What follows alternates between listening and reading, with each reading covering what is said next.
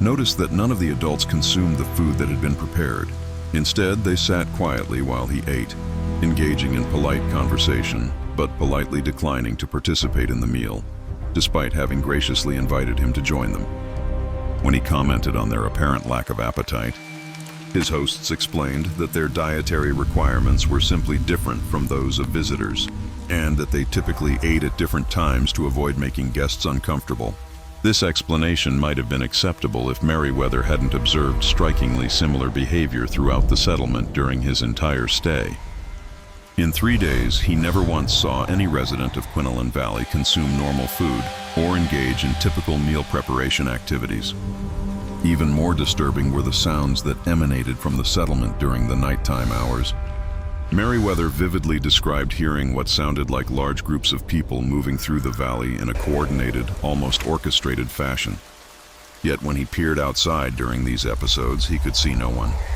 The sound clearly suggested organized activity involving dozens of individuals, but the settlement appeared completely deserted whenever he attempted to investigate. On his final morning, as his guides prepared to escort him back to civilization, Merriweather attempted to create a detailed map of Quinlan Valley's location for future reference. His guides became visibly agitated when they observed this activity, insisting, with an unsettling intensity, that such documentation was unnecessary and potentially dangerous for reasons they would not specify. When he persisted in his efforts, they physically removed his mapping materials and meticulously destroyed his notes, explaining with an unnerving calm that outsiders were simply not permitted to maintain permanent records of their community's location. The return journey to Charleston took only 1 day, following roads and paths that Merriweather was absolutely certain they had not used during their outbound travel. When he attempted to question his guides about this apparent inconsistency, they maintained with unsettling composure that they were simply taking a more direct route that had not been practical while carrying the medical supplies he had brought to treat their sick, Dr. Jonathan. Merriweather never saw his guides again after they delivered him back to his office in Charleston, and he never received payment for his services, despite the generous compensation they had promised. When he attempted to return to Quinlan Valley several months later, his efforts proved futile. He was utterly unable to locate any of the trails or landmarks he remembered from his original journey. Most significantly, when he consulted with other physicians and officials in the region about the community he had visited, none had any knowledge whatsoever of a Welsh settlement called Quinlan Valley. Land surveys, tax records, and census data for the areas he had traveled through showed no evidence of permanent habitation. According to all official sources, the remote valleys where he had spent 3 bewildering days treating mysterious patients were, and always had been, completely uninhabited wilderness. I discovered Dr. Merriweather's journal in 1998, and it immediately seized the entire focus of my research efforts. Using his meticulously detailed descriptions and the geographical references he had managed to record before his guides so violently destroyed his notes, I spent 2 years of my life, tirelessly attempting to locate Quinlan Valley, using every modern surveying technique and satellite imagery at my disposal. The search was, in a sense, ultimately successful, though what I found raised far more questions than it answered. In a remote valley that matched Merriweather's description perfectly, I discovered the ruins of approximately 40 stone structures, arranged precisely as he had described. The construction techniques were indeed remarkably sophisticated, incorporating architectural elements that I had never, in all my years of study, encountered in any other Appalachian settlements of that period. But the ruins showed clear evidence of having been abandoned for decades, perhaps even centuries. The agricultural terraces were completely overgrown, swallowed by the relentless wilderness. The stone houses had partially collapsed, and there were absolutely no artifacts or personal belongings that would indicate any recent habitation. Carbon dating of wooden structural elements suggested that the settlement had been constructed in the early 1800s and abandoned by the mid-1900s. Most disturbing of all was my discovery of what appeared to be a community cemetery, nestled on a hillside overlooking the settlement. The burial ground contained approximately 200 graves, each marked with a stone monument bearing Welsh names and dates spanning from 1834 to 1889. According to these chilling markers, The final burial in Quinellen Valley had occurred just 2 years after Dr. Merriweather's profoundly unsettling visit. I have never published my findings regarding Quinellen Valley, and I have absolutely no intention of ever doing so. The questions raised by this discovery challenge such fundamental assumptions about historical documentation and the very reliability of official records that I am simply not prepared to address them in an academic context. But sometimes when I'm working late in my office at the university, the quiet hush broken only by the hum of my computer, I find myself compulsively reviewing Dr. Merriweather's journal. I wonder about the true nature of the illness he had been summoned to treat. His vivid description of symptoms that occurred in cycles, of patients who desperately avoided sunlight, and of a community where no one, absolutely no one, seemed to eat normal food, suggests possibilities that no rational academic, no grounded historian, should ever dare to consider. I am now approaching retirement, and my lifelong research into Appalachian settlement patterns will conclude with my departure from the university. The precise location of Quinellen Valley will remain my secret, a silent testament to a world that defies explanation, and Dr. Merriweather's journal will be returned to the archives, where it can wait patiently for some future researcher, perhaps one with a more open mind, or a less fragile grasp on reality, who might be better equipped to understand what we found in those ancient whispering mountains. The unsettling truth is, some historical mysteries are simply better left unsolved, their secrets guarded by the silence of the hills. What if their aversion to sunlight wasn't merely a symptom, but a necessity? What if their cyclical illness and peculiar diet pointed to an existence beyond our biological understanding, a form of life sustained by something else entirely, something primal and unseen? The sheer absence of children for decades, coupled with their stable population, conjures images that refuse to be neatly filed away by academic logic. I've often felt in the deep quiet of the night as if Quinellen Valley itself watched me, its ancient stones holding a breath no human could ever exhale. The thought of bringing such a narrative, so steeped in the impossible, into the rigid world of academia feels not just irresponsible, but dangerous, as if by giving it a voice, I would somehow reawaken something that has thankfully remained dormant.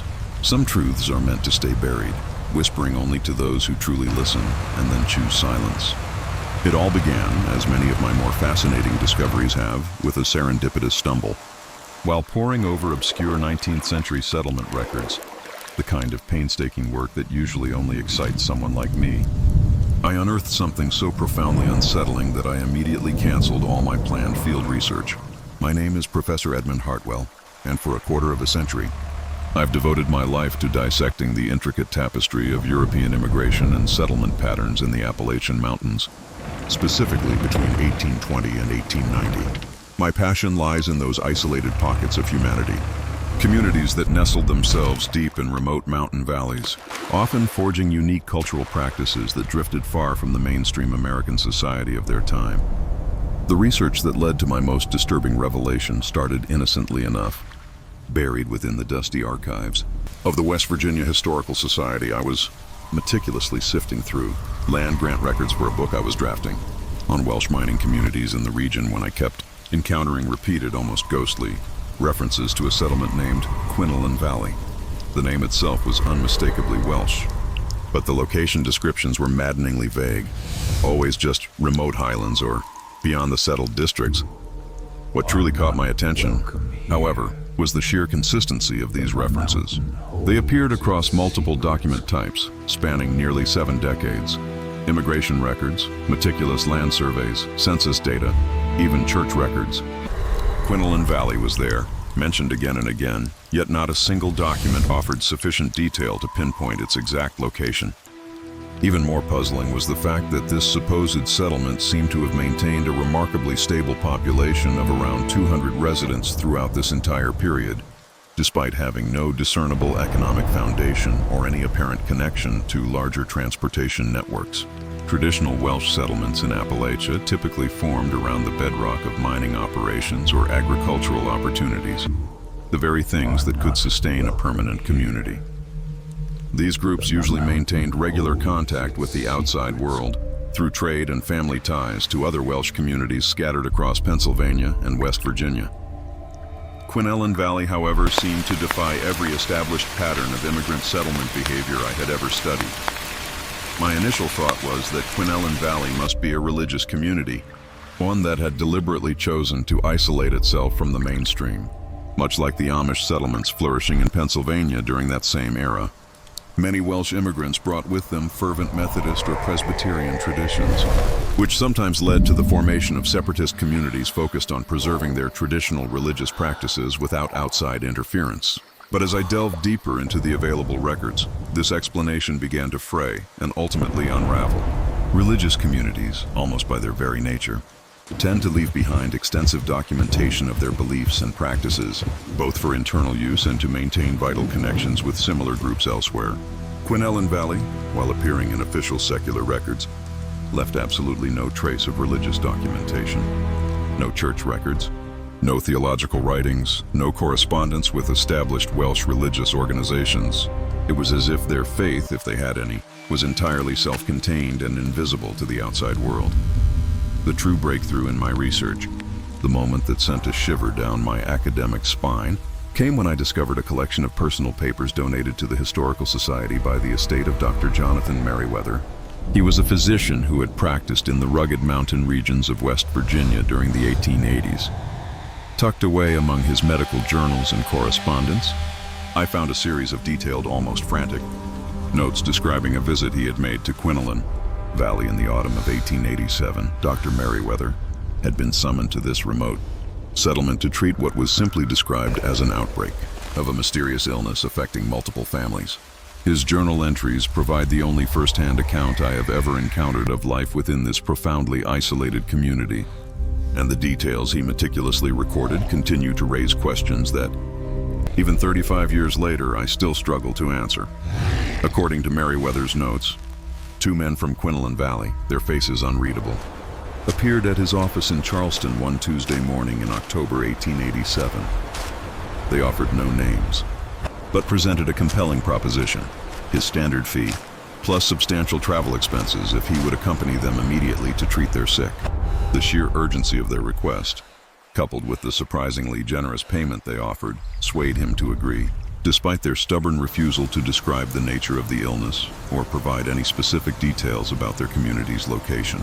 The journey to Quinellen Valley stretched over 3 arduous days, leading him through increasingly remote and unforgiving mountain terrain. Merriweather observed that his guides seemed to possess an innate knowledge of paths and routes that simply didn't exist on any maps he carried, leading him through areas that showed no signs of regular human passage. By the second day, they had left behind all established roads, following what appeared to be ancient trails that wound through valleys and over ridges in patterns that seemed almost deliberately designed to avoid any contact with settled areas. When they finally reached Quinellen Valley on the evening of the 3rd day, Merriweather found a community that defied his expectations in almost every conceivable way.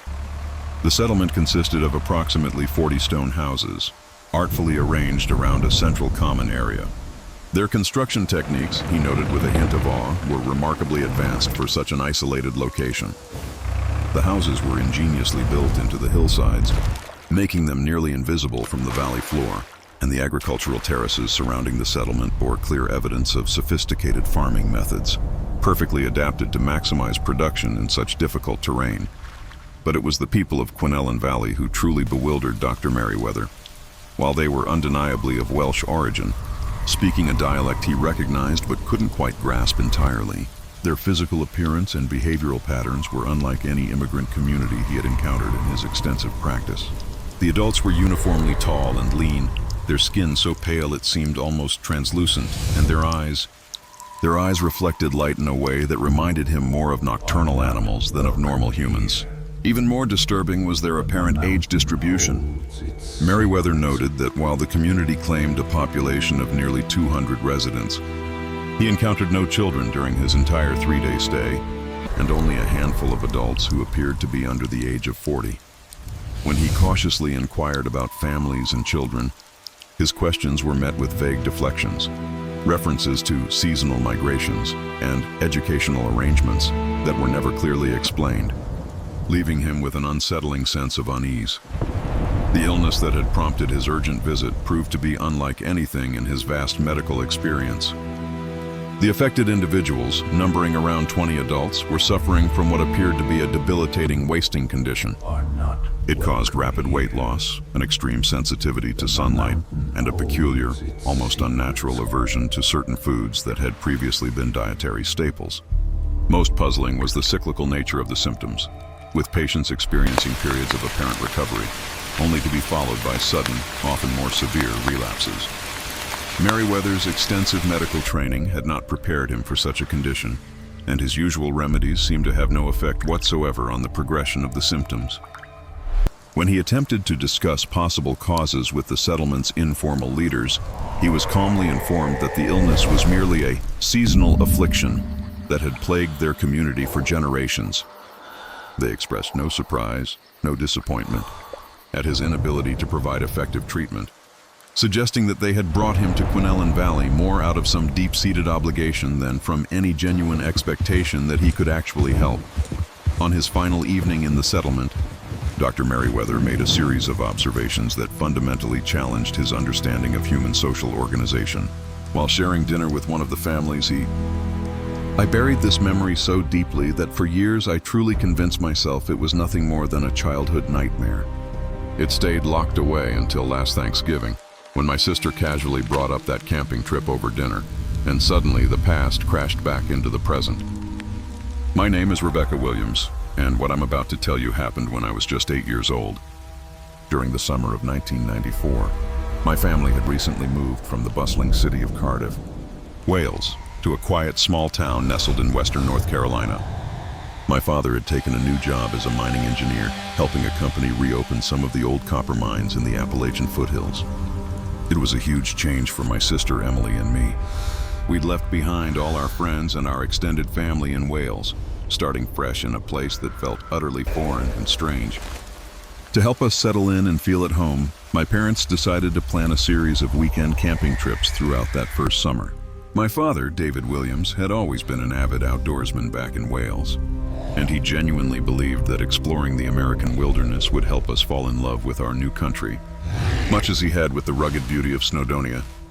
My mother, Margaret, wasn't quite as enthusiastic about sleeping on the ground, but she supported the idea, seeing it as a wonderful way to forge new family memories in our new homeland. The camping trip that would change everything was set for the very last weekend in July.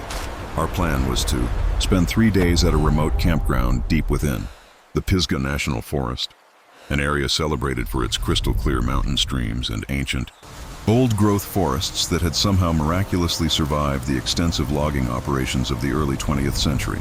My father had specifically chosen this location because it was far from any established hiking trails or typical tourist attractions, a place where we could experience what he called true wilderness.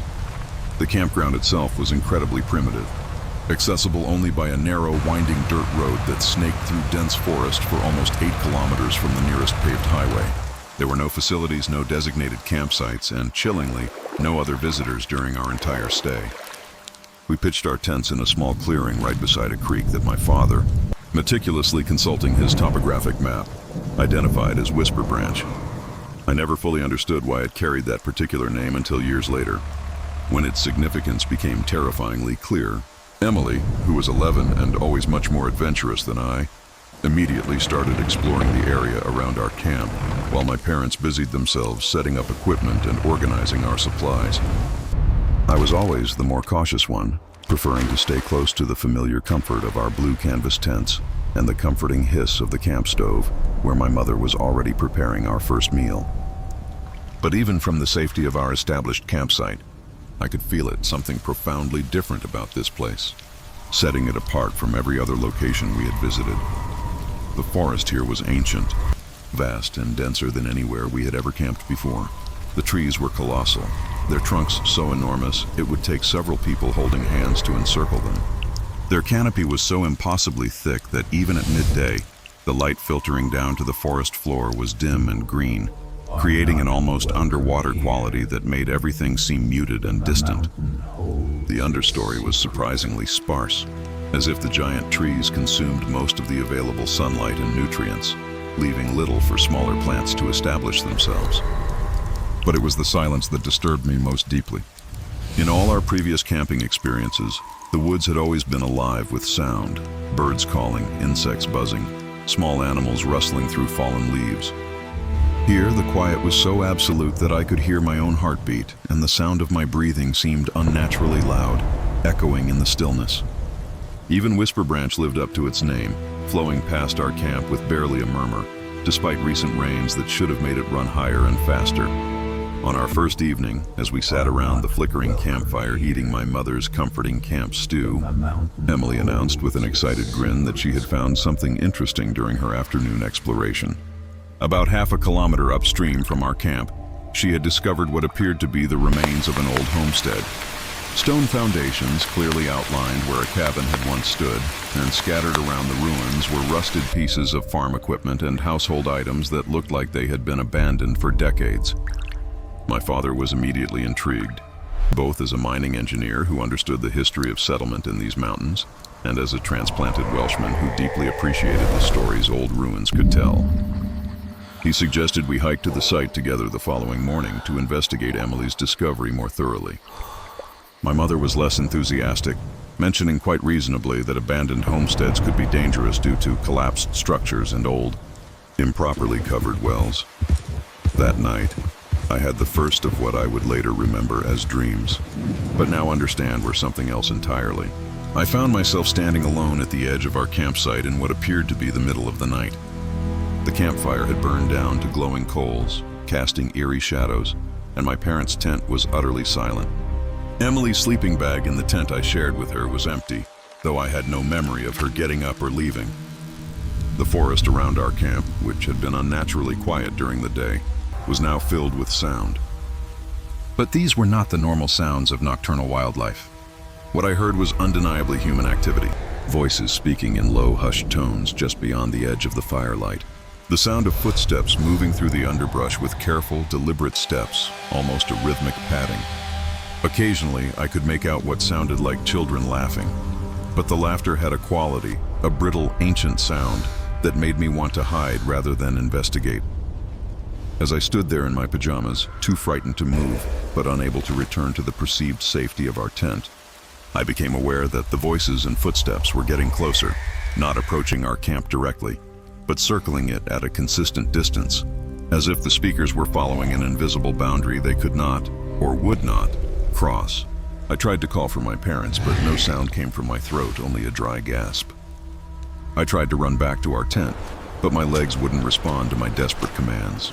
I could only stand there, frozen with terror, as the sounds continued their slow, deliberate circuit around our campsite. The voices grew clearer as they drew nearer, and I began to realize that they weren't speaking English. The language was unfamiliar, alien, but somehow seemed older, as if it predated any modern tongue, a primal murmur. The circling continued for what felt like hours, though I had no way to measure time in that twilight state between sleeping and waking, a place suspended between fear and oblivion. Eventually, the voices began to fade, and the footsteps grew more distant until, once again, the forest returned to its unnatural, oppressive silence. Only then was I able to move, my stiff limbs finally obeying, and I rushed back to our tent, where I found Emily sleeping peacefully in her bag, exactly as she had been, with no sign that she had ever left. I woke the next morning convinced that I had experienced nothing more than a vivid nightmare, a product of an overactive imagination fueled by sleeping in an unfamiliar and somewhat spooky place. My family showed no signs of having been disturbed during the night, and our campsite appeared exactly as we had left it before going to sleep. When Emily asked if I wanted to join the expedition to explore the old homestead she had discovered, I agreed readily, even eagerly.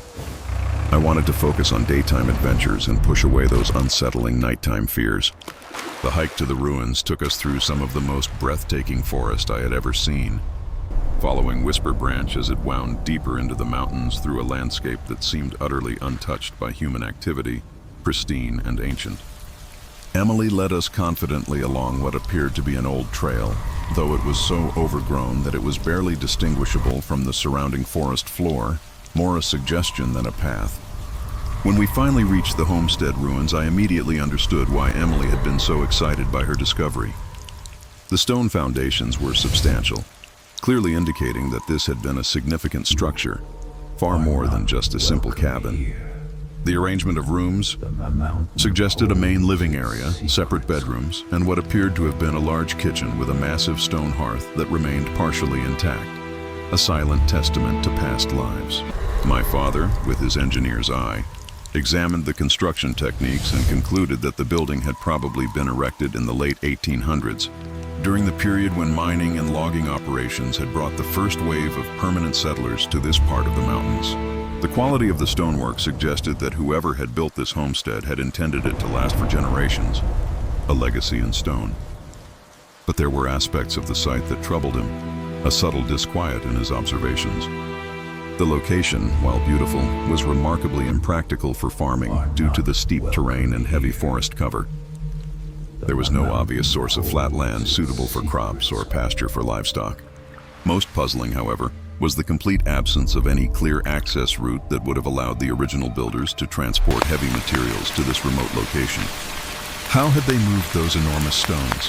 While my parents explored the foundations and speculated about the identity of the original inhabitants, Emily and I wandered through the scattered artifacts that remained around the ruins, little fragments of a forgotten past. Most were too rusted or damaged to identify, but we found pieces of cast iron cookware, fragments of ceramic dishes, and what appeared to be the remains of furniture that had been exposed to decades of harsh weather. It was Emily who made the discovery that truly transformed our understanding of the site. In what had probably been the main living area, partially buried under decades of fallen leaves and earth, she uncovered a collection of carved wooden objects. They were small, no larger than my hand, and appeared to have been crafted with considerable skill and care. The carvings depicted human figures, but they were stylized in a way that made them seem more like symbols or effigies than realistic representations of people. My father examined the carvings with growing concern, a furrow appearing between his brows. The artistic style was unlike anything he had encountered in his extensive research into Appalachian folk culture. The figures were elongated and angular, with features that seemed to shift and change depending on the angle from which you viewed them, almost alive. Most disturbing were the expressions on the carved faces, which conveyed emotions that seemed too complex, too ancient, and too dark for simple folk art. As we prepared to return to our campsite, Emily made one final discovery that would haunt us for years to come. Behind the ruins of the main house, she found a smaller foundation that had been almost completely hidden by dense undergrowth. This structure was markedly different from the main building, constructed with stones that had been arranged in intricate patterns rather than simply stacked for structural stability. The pattern was geometric but organic, eerily similar to the carvings we had found, but executed on a much larger, more imposing scale.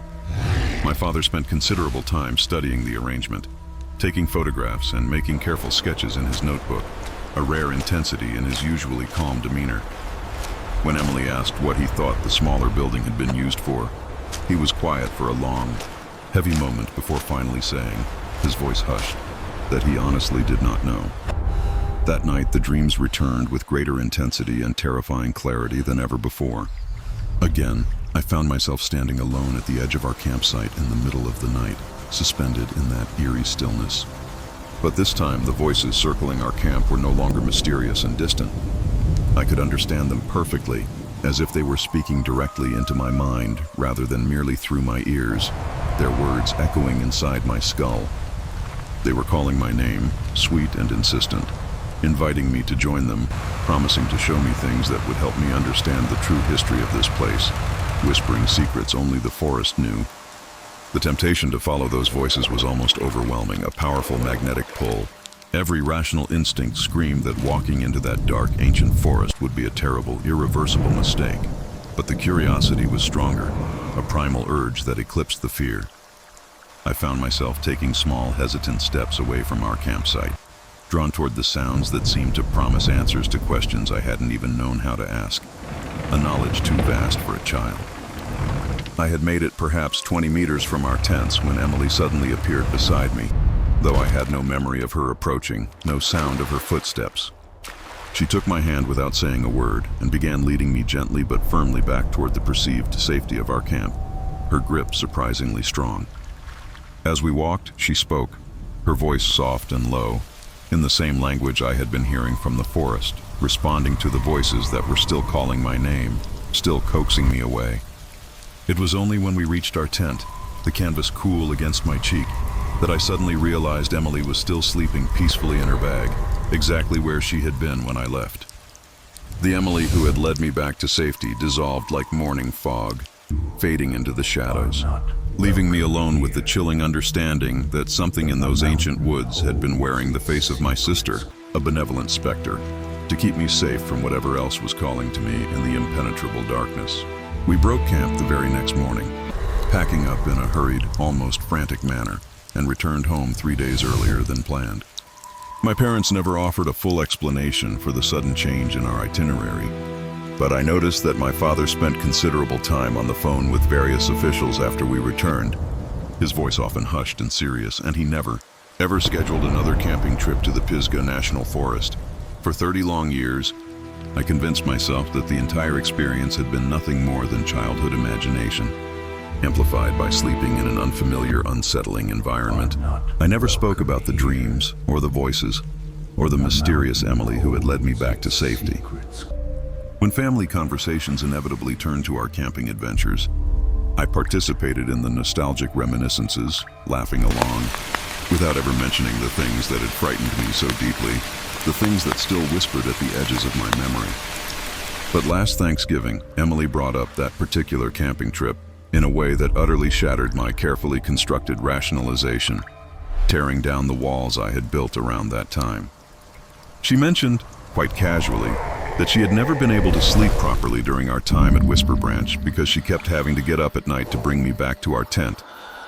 According to her memory, I had sleepwalked repeatedly during our stay, wandering off into the darkness, and she had spent most of those nights awake and vigilant, watching to make sure I didn't wander into the forest alone, a silent guardian.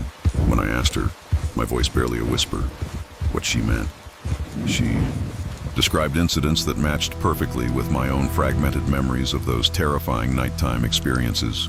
She remembered the voices calling from the woods, though she claimed she could never understand what they were saying, just a compelling ancient sound. She remembered the sense of something circling our campsite, testing the boundaries of our small, fragile, safe space. Most significantly, she remembered that the voices had been specifically calling for me, beckoning me, trying to lure me away from our family and into the unfathomable darkness beyond our campfire. Emily told me that she had never felt comfortable discussing those experiences because she was afraid people would think she was making up stories or had been overly influenced by too many horror movies. But after 30 years, she felt that we were both old enough to acknowledge that something genuinely frightening, something beyond our comprehension, had happened during that camping trip, something that neither of us had been equipped to understand or process at the time. She also told me something that I had never known, a revelation that truly solidified the impossibility of it all. On our final morning at the campsite, while we were packing our equipment, she had walked back to the homestead ruins one more time. Her intention was to retrieve a small carving she had hidden earlier, rather than showing it to our parents, feeling an inexplicable attachment to it. But when she reached the site, she found that all evidence of human habitation had vanished, utterly, completely. The stone foundations were gone, the scattered artifacts had disappeared as if they were never there, and the forest floor showed no signs that any structure had ever existed in that location. According to Emily, she searched for over an hour, convinced that she had somehow lost her way and gone to the wrong location, disoriented. But Whisper Branch was there, flowing past the site exactly as she remembered. The colossal trees were the same. The terrain was unchanged, every mossy rock and twisted root in its place. Everything was identical except for the complete, baffling absence of the ruins we had explored in such detail just the day before. She never told our parents about this discovery because she was afraid they wouldn't believe her, that they would dismiss her story as a child's fantasy. Instead, she secretly kept the carved figure she had taken from the site, hiding it in her room as concrete evidence that the homestead had really existed, a tangible link to the impossible. But within a week of our return home, the carving had changed. The human figure had become something else, something with features too disturbing, too alien for an 11-year-old to look at comfortably, shifting and distorting into something monstrous. Eventually terrified, she buried it in our backyard.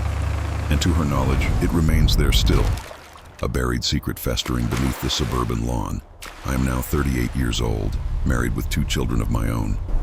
We live in a quiet suburb of Charlotte, far removed from the rugged mountains where these events occurred. My husband knows nothing about my childhood experiences in the Appalachian wilderness. I've carefully built a life where those memories have no place, and I have no intention of ever sharing these unsettling stories with him or our children. But sometimes on still summer nights when the air is thick and quiet, a profound silence settles, and I find myself instinctively listening.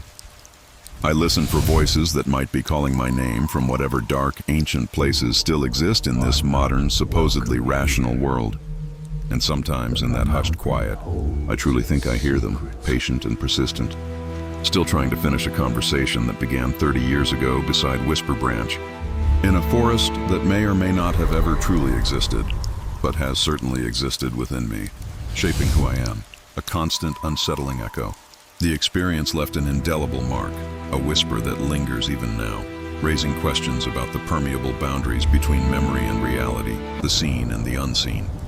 It taught me, perhaps unwillingly, that some places hold stories too ancient and too powerful for human understanding, and that not all mysteries are meant to be solved. Sometimes the most profound knowledge lies in acknowledging what we cannot explain, what simply is. It reminds me that even in the most familiar settings, just beneath the surface of the mundane, there can lie an entirely different kind of truth, a primal magic or a forgotten horror waiting for an opportune moment, a child's curious heart to resurface and claim its due. The mountains hold their secrets, and sometimes they choose to share them, whether we are ready or not. Our wildlife tracking study was meant to last for half a year, but we packed up and left after a mere 3 weeks. To this day, I have never published our findings. My name is Dr. Patricia McKenzie, and I'm a wildlife biologist. For 12 years, I've dedicated myself to understanding the intricate dance of predator and prey in North American forest ecosystems, from Canada to the northern United States. My work has always focused on how apex predators adapt their hunting strategies in the face of environmental shifts and human encroachment on their age-old territories. But the project that ultimately brought my field, research career, to an abrupt end began in the spring of 2021. I'd secured funding from the Canadian Wildlife Service for an ambitious study of black bear populations in a particularly remote stretch of the Appalachian Mountains, spanning from eastern Quebec into northern Maine. This region had always been a mystery, largely untouched by scientific inquiry due to its sheer inaccessibility and the vast private land holdings that had historically barred researchers.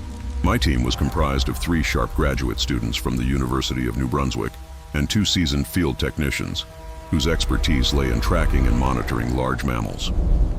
Our plan was meticulous. Establish a network of remote monitoring stations across approximately 500 square kilometers of pristine, old-growth forest. We'd deploy trail cameras, radio collars, and GPS devices, aiming to meticulously document bear behavior throughout the summer and early autumn.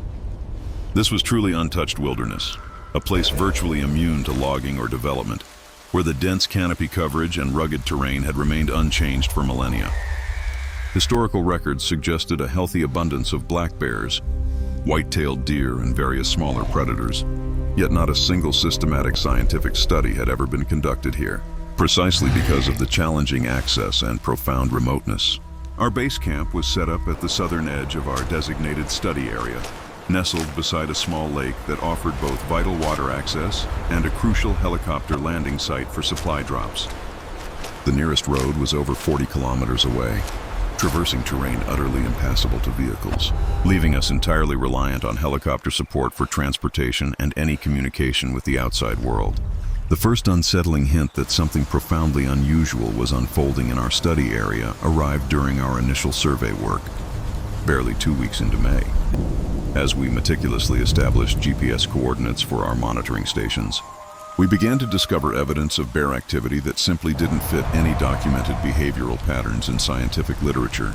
We encountered what appeared to be deliberately constructed arrangements of stones and fallen logs, always in locations that showed significant bear traffic. These structures served no obvious practical purpose related to feeding, denning, or territorial marking. They were too intricate, too systematic to be random environmental formations. Yet they displayed engineering principles that seemed far beyond the recognized cognitive capabilities of black bears. Even more perplexing was the discovery of trees that had been systematically stripped of bark, not in the haphazard way of a bear foraging, but in patterns suggesting tool use. The stripping was unnervingly precise and organized, consistent across multiple locations separated by several kilometers. Whatever was creating these marks was following deliberate design principles, implying planning and coordination. My graduate student, Michael Chen, diligently documented over 200 examples of these anomalous markings within our first 10 days in the field. Photography and GPS mapping confirmed they occurred at regular intervals along what seemed to be established travel routes through the forest. The pattern was clear. Bears in this region had developed behavioral adaptations never before observed in other populations. But what truly began to unnerve us was the perplexing absence of normal bear signs. Despite overwhelming evidence of a substantial bear population based on the extensive markings and structural modifications we were documenting, we hadn't seen a single bear directly, nor had our trail cameras captured any. We found no scat, no footprints, no telltale hair samples snagged on trees or rocks. It was as if the bears in this region were deliberately avoiding all forms of detection, while simultaneously leaving behind undeniable proof of their highly organized activities.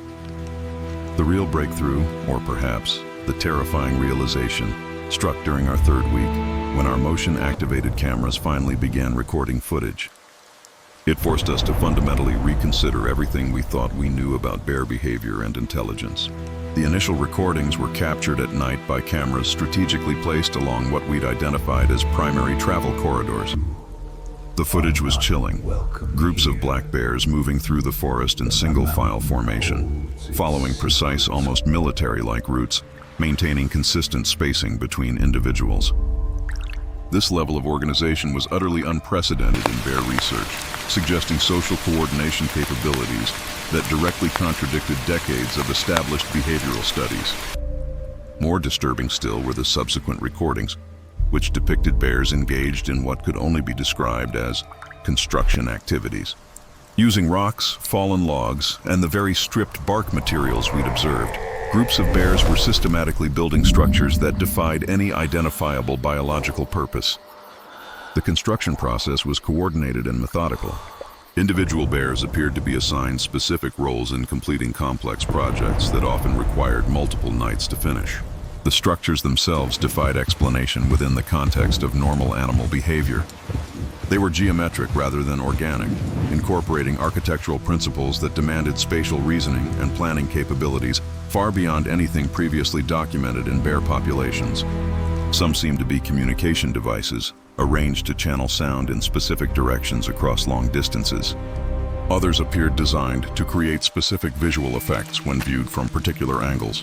Most unsettling of all was the dawning realization that the bears were acutely aware of our presence and were deliberately modifying their behavior to avoid direct contact with our research team.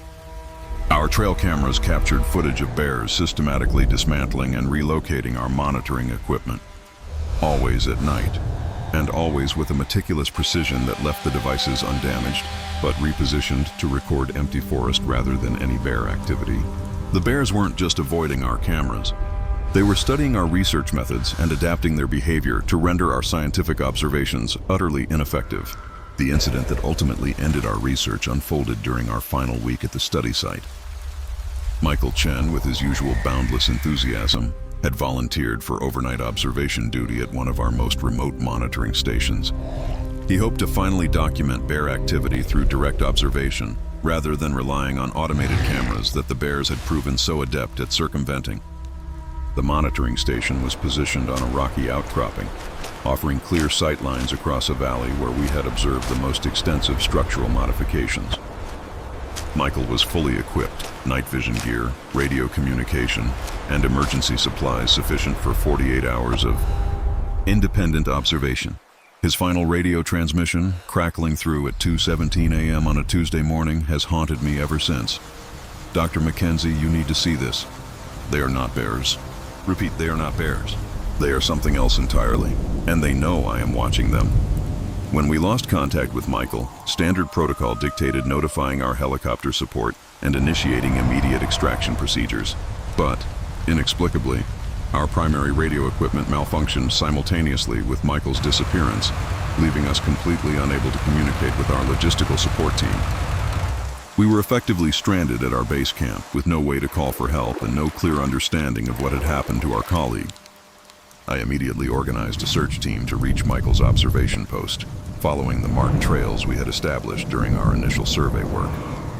The hike was arduous, taking most of the day through incredibly difficult terrain, and we didn't reach the monitoring station until late afternoon.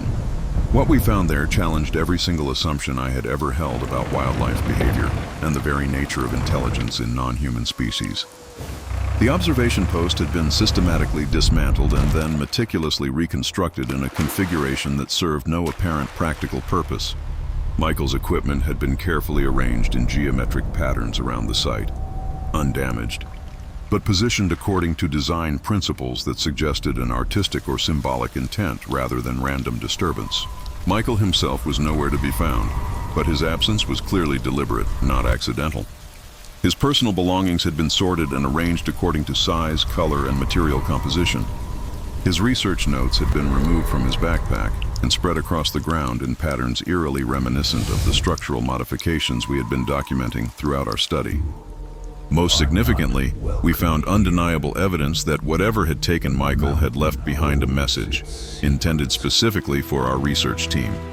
Using stones arranged in precise geometric patterns, someone or something had created symbols that incorporated elements of our GPS mapping system, our camera placement strategies, and our data collection protocols.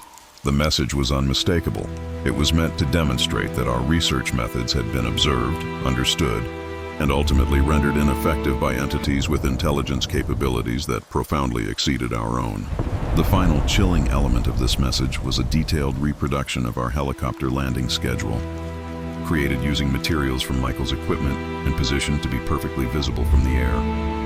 Whatever had taken Michael knew exactly when our extraction was scheduled and wanted us to understand that our departure was being monitored and anticipated.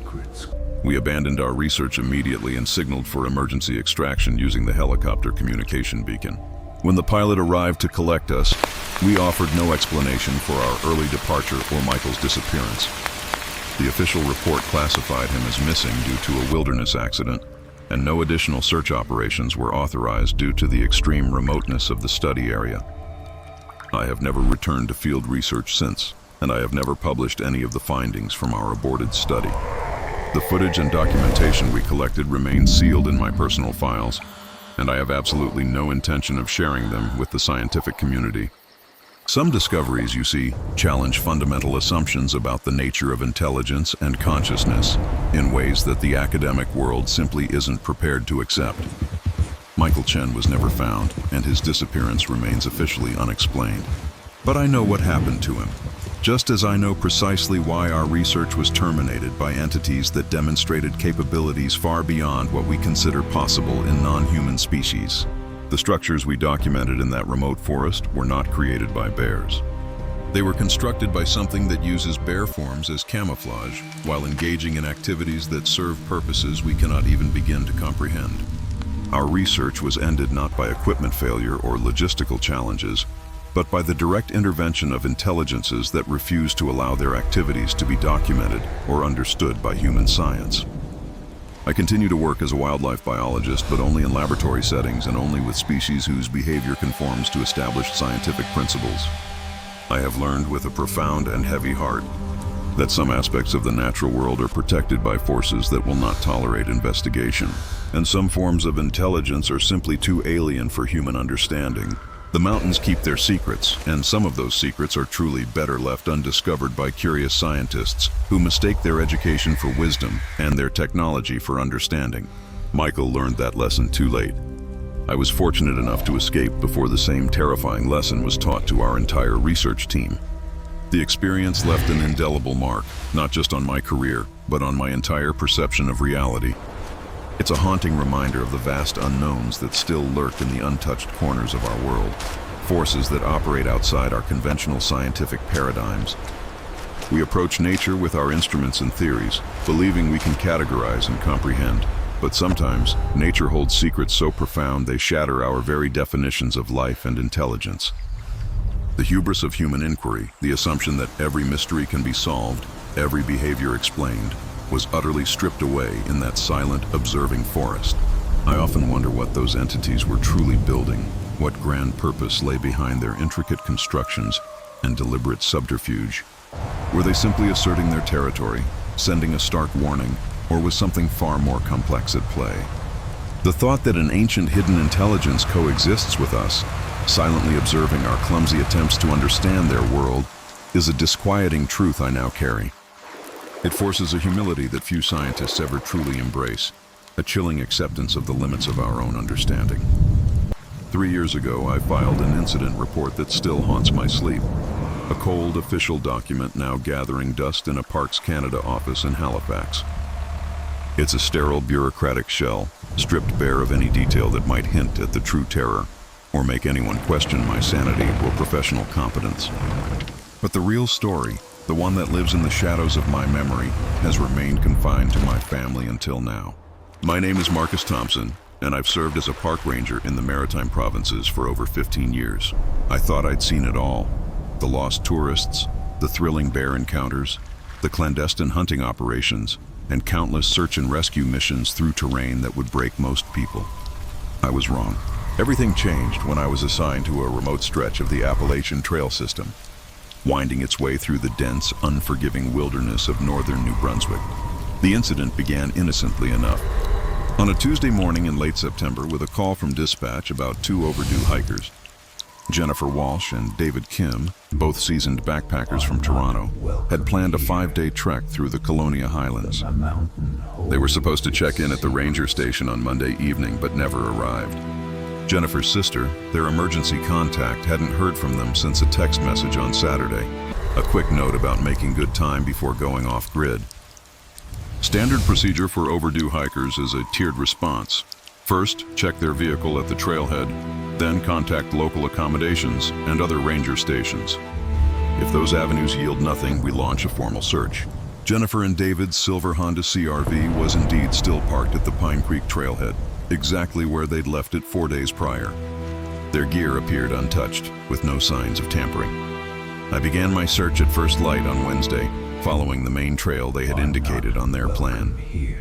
The Pine Creek Trail is a moderately challenging route, twisting through ancient forests for about 12 kilometers before branching into smaller paths that delve deeper into the wild. The terrain is rugged but generally well marked.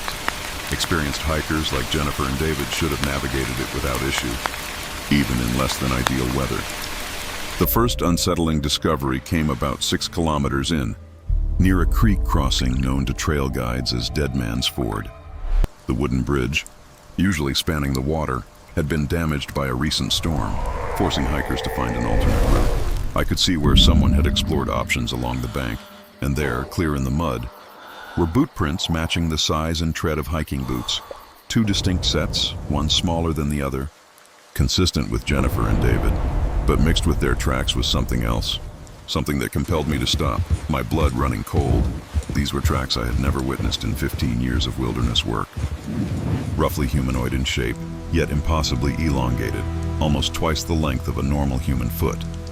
The impressions clearly showed what looked like 4 toes, each terminating in a sharp point that had gouged deep into the soft earth. The spacing and gait suggested a bipedal creature, but the stride length was utterly impossible, nearly 2 meters between steps. I documented the tracks with my camera and GPS, though I knew photographs could never truly capture the profound, unsettling quality of seeing them firsthand. The depth and clarity of the impressions indicated something significantly heavier than a human, yet the prints showed none of the clumsy, shuffling gait one might expect from a large animal moving upright. These were deliberate, purposeful steps, following the exact path the hikers had taken across the creek. Following the trail on the opposite bank, I found more conventional evidence of Jennifer and David's passage, a protein bar wrapper wedged between rocks, clearly recent. A small piece of dark blue fabric matching David's hiking jacket caught on a low branch. But the strange tracks persisted, sometimes paralleling the human trail, sometimes crossing it, always maintaining that impossible stride. Approximately 2 kilometers past Deadman's Ford, the official trail branched into 3 smaller paths. Their filed plan indicated they should have taken the northwest route towards the Colonia Peaks. But the tracks I was following, both human and otherwise, led decisively towards the eastern branch. The eastern trail is not for the faint of heart, or even the casual hiker. It plunges into some of the most remote wilderness in the province, through terrain that has remained largely untouched for millennia. The forest here is ancient and dense, with massive pine and oak trees blocking most of the sunlight, even at midday. The undergrowth is thick with ferns and fallen logs, creating a labyrinth of shadows and hidden obstacles that can disorient even the most seasoned woodsman.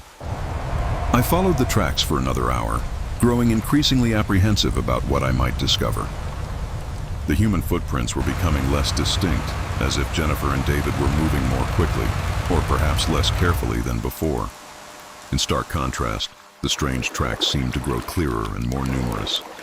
At several points, it appeared as though multiple sets of the elongated prints converged on the trail from different directions, a chilling implication. My chainsaw coughed its last, dying mid-cut, a chilling silence that, looking back, should have been our first, undeniable warning. I'm Billy McLeod, and I've spent nearly 20 years carving a living out of the ancient Appalachian mountains. This trade, this deep connection to the forest, runs in my blood. My grandfather, a man who stepped off a boat from the Scottish Highlands in 1962 with little more than his axe and an iron will, taught my father everything he knew. My father, in turn, taught me. For 3 generations, the McLeods have worked these woods, convinced we knew every hidden ridge, every echoing hollow, every magnificent stand of old-growth timber stretching from Virginia all the way to Pennsylvania. We believed we were part of it, masters of it. We were terribly, dangerously wrong. The job itself arrived through a familiar contact at Pinnacle Lumber, a contract to clear a tract of private land nestled deep in the remote reaches of eastern Kentucky. The property owner, some faceless development company out of Louisville, planned to harvest the mature hardwood before breaking ground on what they envisioned as a luxury retreat. The money was more than decent, enough to keep our small crew working steadily through the harsh winter months when most logging operations usually grind to a halt. The land itself was a sight to behold, imbued with that raw, untamed majesty only true wilderness possesses. Rolling hills draped in a verdant tapestry of ancient oak and towering maple, trees that had been silently growing since before the drums of the Civil War first sounded. Some of the giants we were tasked with felling were truly immense. Their trunks so wide they demand our biggest equipment and the most meticulous planning just to bring them down safely. The access road was little more than a rough track, barely wide enough for our trucks, but we'd certainly navigated worse. Our crew was a tight-knit unit of 4. There was me, of course, Tommy Rodriguez from West Virginia, our skidder operator, a wizard behind the controls who could coax heavy machinery through terrain that would humble a mountain goat.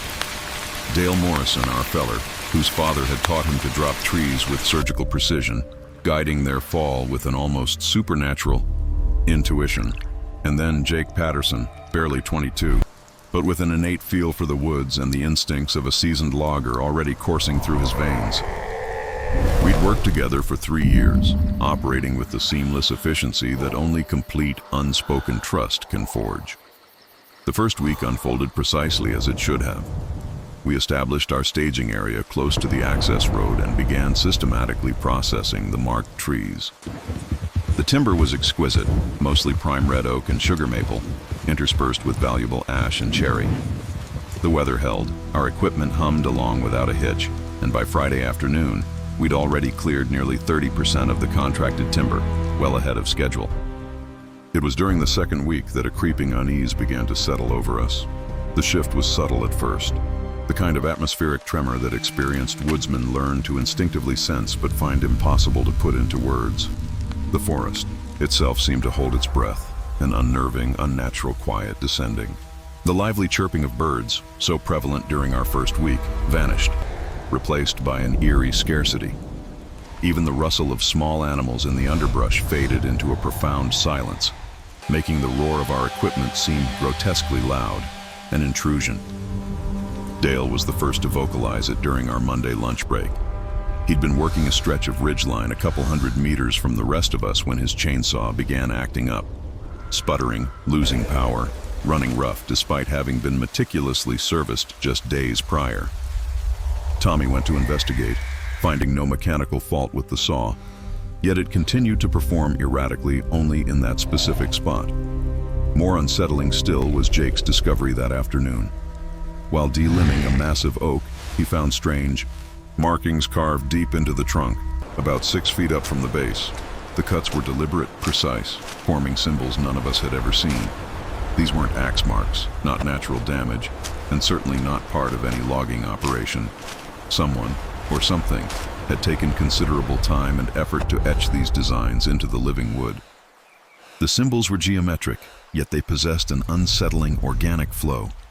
Angular lines that twisted and curved in a way that made them almost painful to look at directly. Jake counted 7 distinct markings, arranged in a rough circle around the tree's circumference. When he tried to snap a photo with his phone, the camera glitched, producing images so blurred and distorted they were beyond recognition. By Wednesday of that second week, our equipment troubles had spiraled from mere annoyances into genuine safety hazards. Chainsaws that had purred flawlessly moments before would suddenly choke, dying or refusing to start entirely whenever we attempted to work in certain localized areas. The hydraulic systems on our skidder began suffering inexplicable pressure drops that baffled even our most seasoned mechanic. But perhaps the most unnerving was our diesel generator, which hummed reliably throughout the daylight hours, only to sputter and die without fail the moment we tried to run it after dusk. It was that same Wednesday when Dale stumbled upon a discovery that truly reoriented our understanding of the place.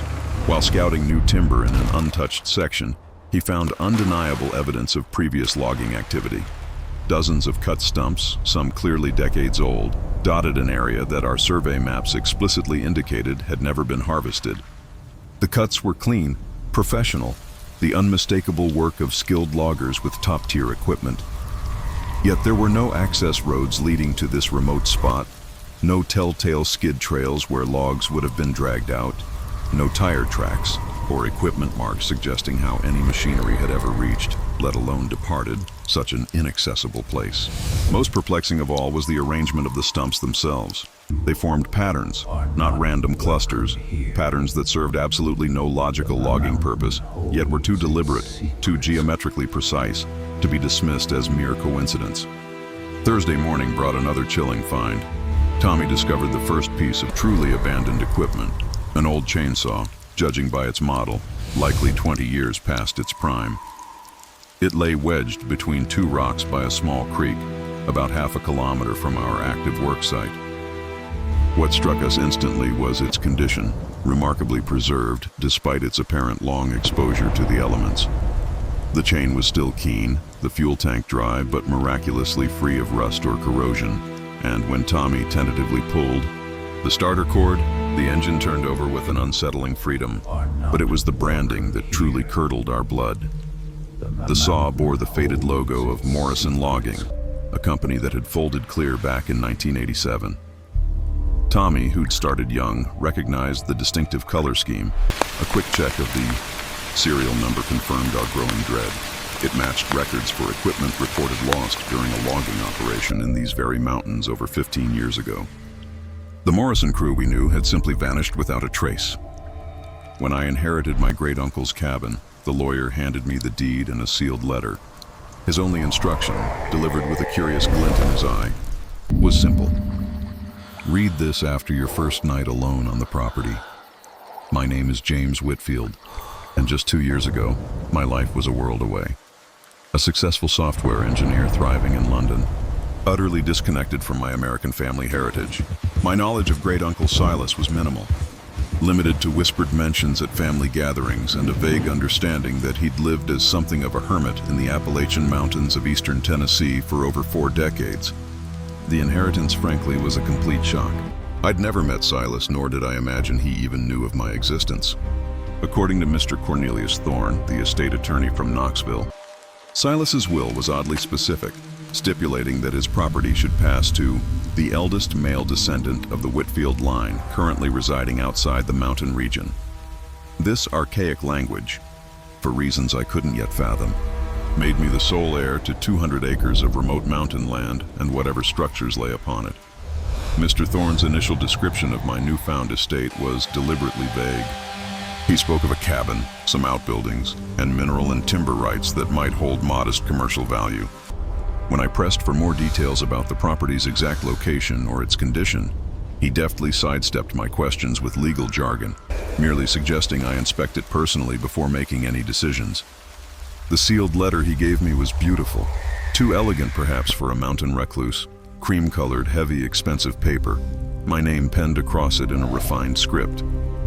The envelope was sealed with dark red wax, bearing an impression of an unfamiliar symbol, a tree with roots that seemed to stretch in impossible directions.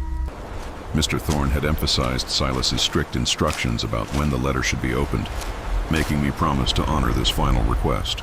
My initial plan was straightforward: a long weekend visit to assess the property's condition and potential value, then decide whether to sell it immediately or invest in renovations.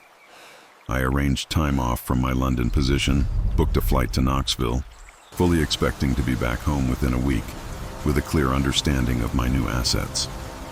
The drive from Knoxville to the property was a journey into another world, nearly 3 hours through increasingly remote mountain roads that felt utterly abandoned by modern infrastructure. The final 10 kilometers were a challenge. A gravel track winding through dense forest and over ridges where cell service and GPS were non-existent. By the time I reached what I assumed was the property boundary, I was entirely reliant on the hand-drawn map Mr. Thorne had provided. The cabin itself was far grander and more substantial than the attorney's understated description had suggested. It was a 2-story log structure built on a sturdy stone foundation, with a wide, covered porch that faced west, offering a breathtaking layered view of mountain ridges stretching to the horizon.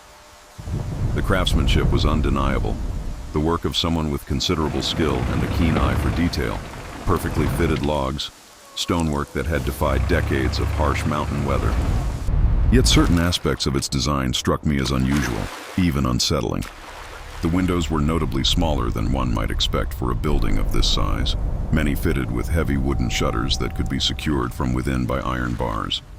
The main entrance was a massive oak door, reinforced with metal bands and equipped with multiple locks of varying ages and styles, as if security had been incrementally enhanced over many years.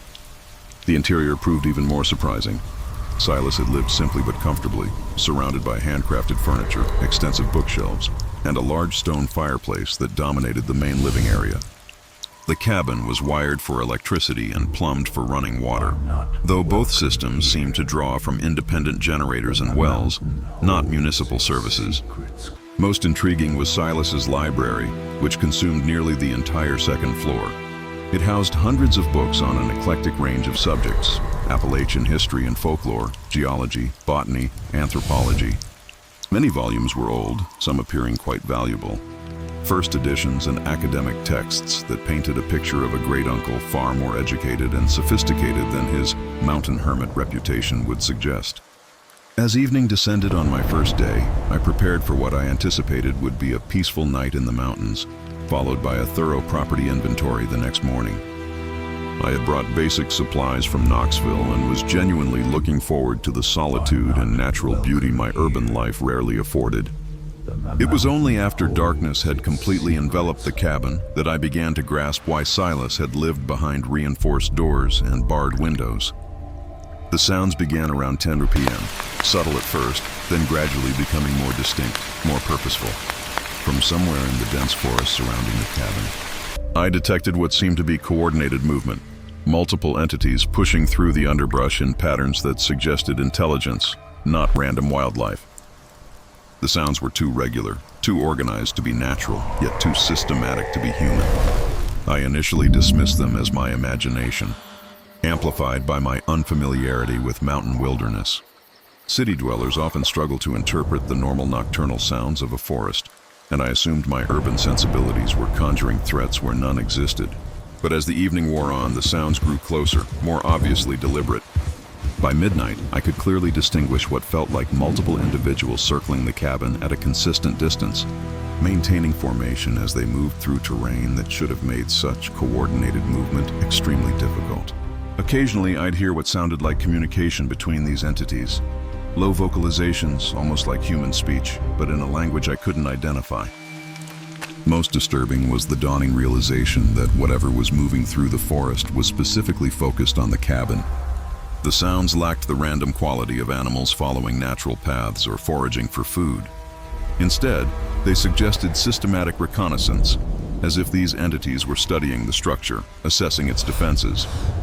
I spent most of that first night seated in the living room, all shutters closed and locked, listening to the sounds outside, desperately trying to convince myself I was overreacting to normal wilderness conditions. But as dawn approached and the sounds gradually faded, I found myself checking and rechecking the multiple locks on the main door, examining the iron bars on the windows with a terrifying new appreciation for their necessity. The sealed letter lay on the kitchen table where I had left it the previous evening, and Silas's specific instructions about when it should be opened suddenly seemed far more significant than when Mr. Thorne had first handed it to me in his Knoxville office. The contents of that letter challenged everything I thought I understood about my family history, about my inheritance, and about the very nature of reality itself. "James," it began in that elegant script, "if you're reading this, then you have survived your first night on Whitfield land and experienced what our family has guarded against for over 2 centuries. The property you have inherited is not simply a cabin and forest acreage. It is a responsibility that has been passed down through our bloodline since your ancestor, Ezekiel Whitfield, first settled in these mountains in 1823. Ezekiel did not choose this location for its beauty or natural resources. He came here because something had to be contained, something that the Cherokee tribes had once managed through rituals and knowledge that died with their forced removal from these lands. When the government relocated the Cherokee in 1838, they left behind warnings about places that should not be disturbed and entities that required constant vigilance to prevent them from spreading beyond their ancient boundaries. Your great-great-grandfather understood these warnings too late. By the time he realized what he had awakened through his clearing and construction activities, the damage was done. The things that live in the deep places of these mountains had been given access to the surface world, and they began to affect everything within miles of their emergence points. The Whitfield family has spent 6 generations learning how to contain this threat. The cabin was not built as a home. It was constructed as a guardhouse, positioned to monitor and control access to the areas where these entities maintain their strongest presence.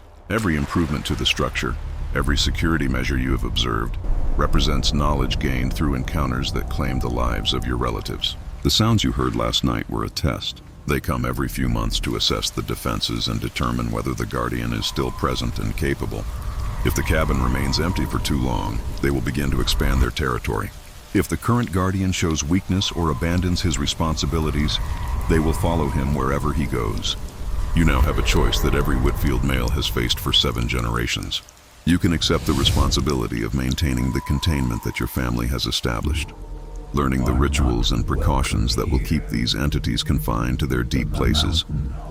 Or you can abandon the property and return to your life in London, knowing that whatever follows you home will be your fault and your burden to bear. If you choose to stay, examine the basement of the cabin. You will find documents that explain everything your family has learned about what lies beneath these mountains and how to coexist with forces that should not exist in our world. If you choose to leave, burn this letter and never speak of what you have inherited to anyone who might be curious enough to investigate. But know this, the Whitfield bloodline carries a responsibility that cannot be escaped through distance or denial. What your ancestor awakened in 1823 remains active, and it remembers the family that disturbed its ancient sleep. Whether you stay or go, you are now connected to this place and these entities in ways that will affect the rest of your life. Choose wisely. The consequences of your decision will extend far beyond your own survival. Your great-uncle, Silas Whitfield. I spent the rest of that morning exploring the basement Silas had mentioned in his letter. Hidden behind a false wall, I found a century's worth of documentation detailing encounters, containment procedures, and the chilling, gradual understanding my family had developed about the entities inhabiting the deepest parts of the mountain. The records were meticulous and utterly terrifying. Generation after generation of Whitfields had documented their experiences with creatures that defied classification and behaviors that violated every assumption about natural law. The basement contained maps showing the locations of emergence points, calendars marking periods of increased activity, and detailed instructions for rituals that had proven effective in maintaining the containment that kept these entities confined to their underground domains. Most significantly, I found evidence that other families in remote mountain regions throughout Appalachia were dealing with similar situations. The Whitfields were not unique. They were part of a hidden network of bloodlines that had inherited the solemn responsibility for maintaining barriers between our world and something that existed in the spaces beneath civilized understanding. 2 years later, I remain at the cabin. I resigned from my position in London, exchanging my software engineering career for a far more ancient, far more terrifying calling. I have learned to live according to the schedules and precautions my family developed through 2 centuries of trial and error. The sounds in the forest have become familiar, a grim part of my nightly routine, and I have developed the skills necessary to respond appropriately when the entities test the boundaries of their containment. I have also begun the arduous process of preparing for the eventual transfer of responsibility to the next generation, should one prove capable. The Whitfield line will continue, and the burden of guardianship will pass to whoever is deemed worthy of maintaining the vigilance that protects not just our family, but everyone who lives within range of what sleeps beneath these ancient mountains. Some inheritances, I have learned, come with obligations that extend far beyond mere property ownership. I am no longer James Whitfield, the software engineer. I am James Whitfield, the guardian, and I will hold this position until the mountain claims me, or I find someone worthy to take my place. The choice, as Silas so starkly warned, was never truly mine to make. Some responsibilities choose their bearers, and some family legacies cannot be escaped through distance or denial. What lies beneath Whitfield land remembers everything, and it is patient enough to wait for whatever comes next.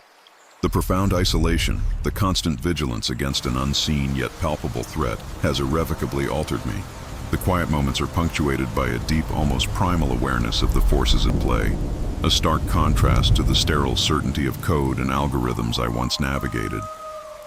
I often wonder about the future, about the psychological toll this duty has taken on generations of Whitfields, and whether I can truly prepare another for a life defined by such a terrifying, all-consuming burden. This isn't just about protecting land. It's about safeguarding humanity from something that defies comprehension. A legacy steeped in fear and sacrifice that will forever be etched into my soul. My family, the Bradfords, have been rooted deep in these Appalachian mountains of southwest Virginia for 5 long generations.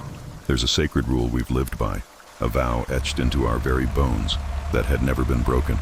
Not until last winter, when fate, cruel and unyielding, forced my hand. I'm Tommy Bradford, and I'm quite possibly the last of my bloodline who will ever call these ancient hills home. Our story here began way back in 1847, when my great-great-grandfather, Jeremiah, first cleared a patch of land in what we now call Devil's Backbone Hollow. For over a century and a half, 5 generations of us have lived, loved, toiled, and eventually died within a mere stone's throw of that original homestead. And through all those years, we've learned one undeniable, chilling truth. There are places in these mountains where decent folk simply do not go. Every mountain family holds such unspoken rules, passed down like heirlooms, warnings about forbidden paths, times when it's wiser to bolt the doors and stay inside. Outsiders, of course, scoff at these, dismissing them as mere superstition, quaint folklore from a bygone era that has no place in our modern world. But families like mine, we know better. We understand that some traditions aren't just quaint stories. They exist for reasons that only truly reveal themselves when you're foolish enough to disregard them. Our Bradford family rule was stark, simple, and utterly absolute.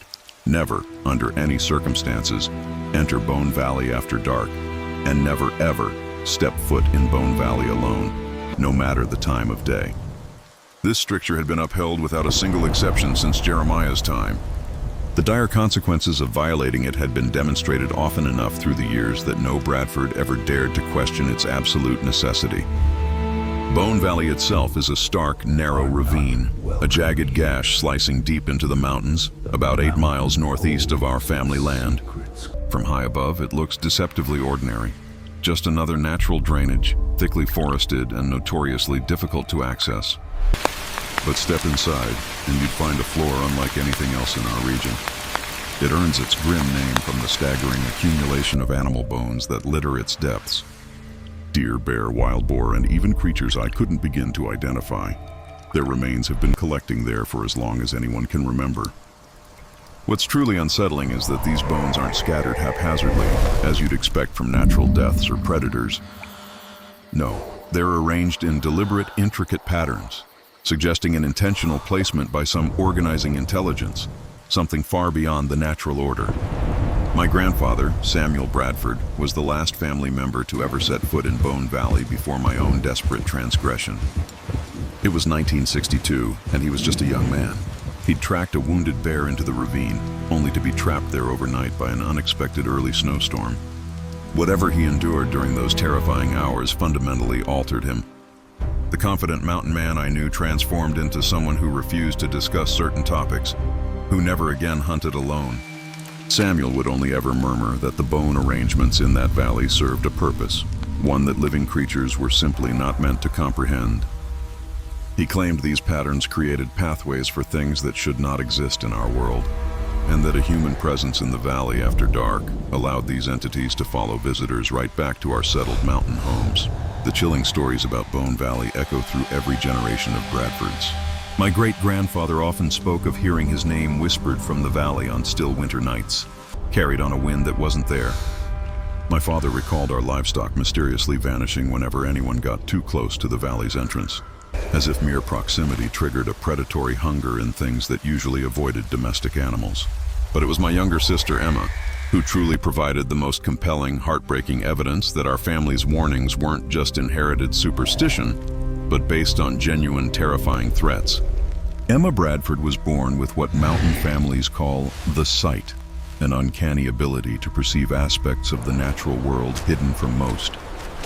She could predict weather days in advance, find lost livestock by following traces only she could see, and sense dangerous wildlife long before any conventional tracker. When Emma was just 12, she began having dreams about Bone Valley, dreams so vivid, so disturbingly specific, they couldn't possibly be mere products of imagination.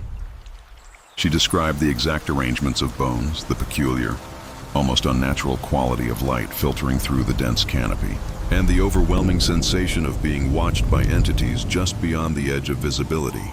Most unsettling were her claims that something in the valley was calling to her, promising to unlock knowledge about the natural world, to expand her abilities far beyond their current limits.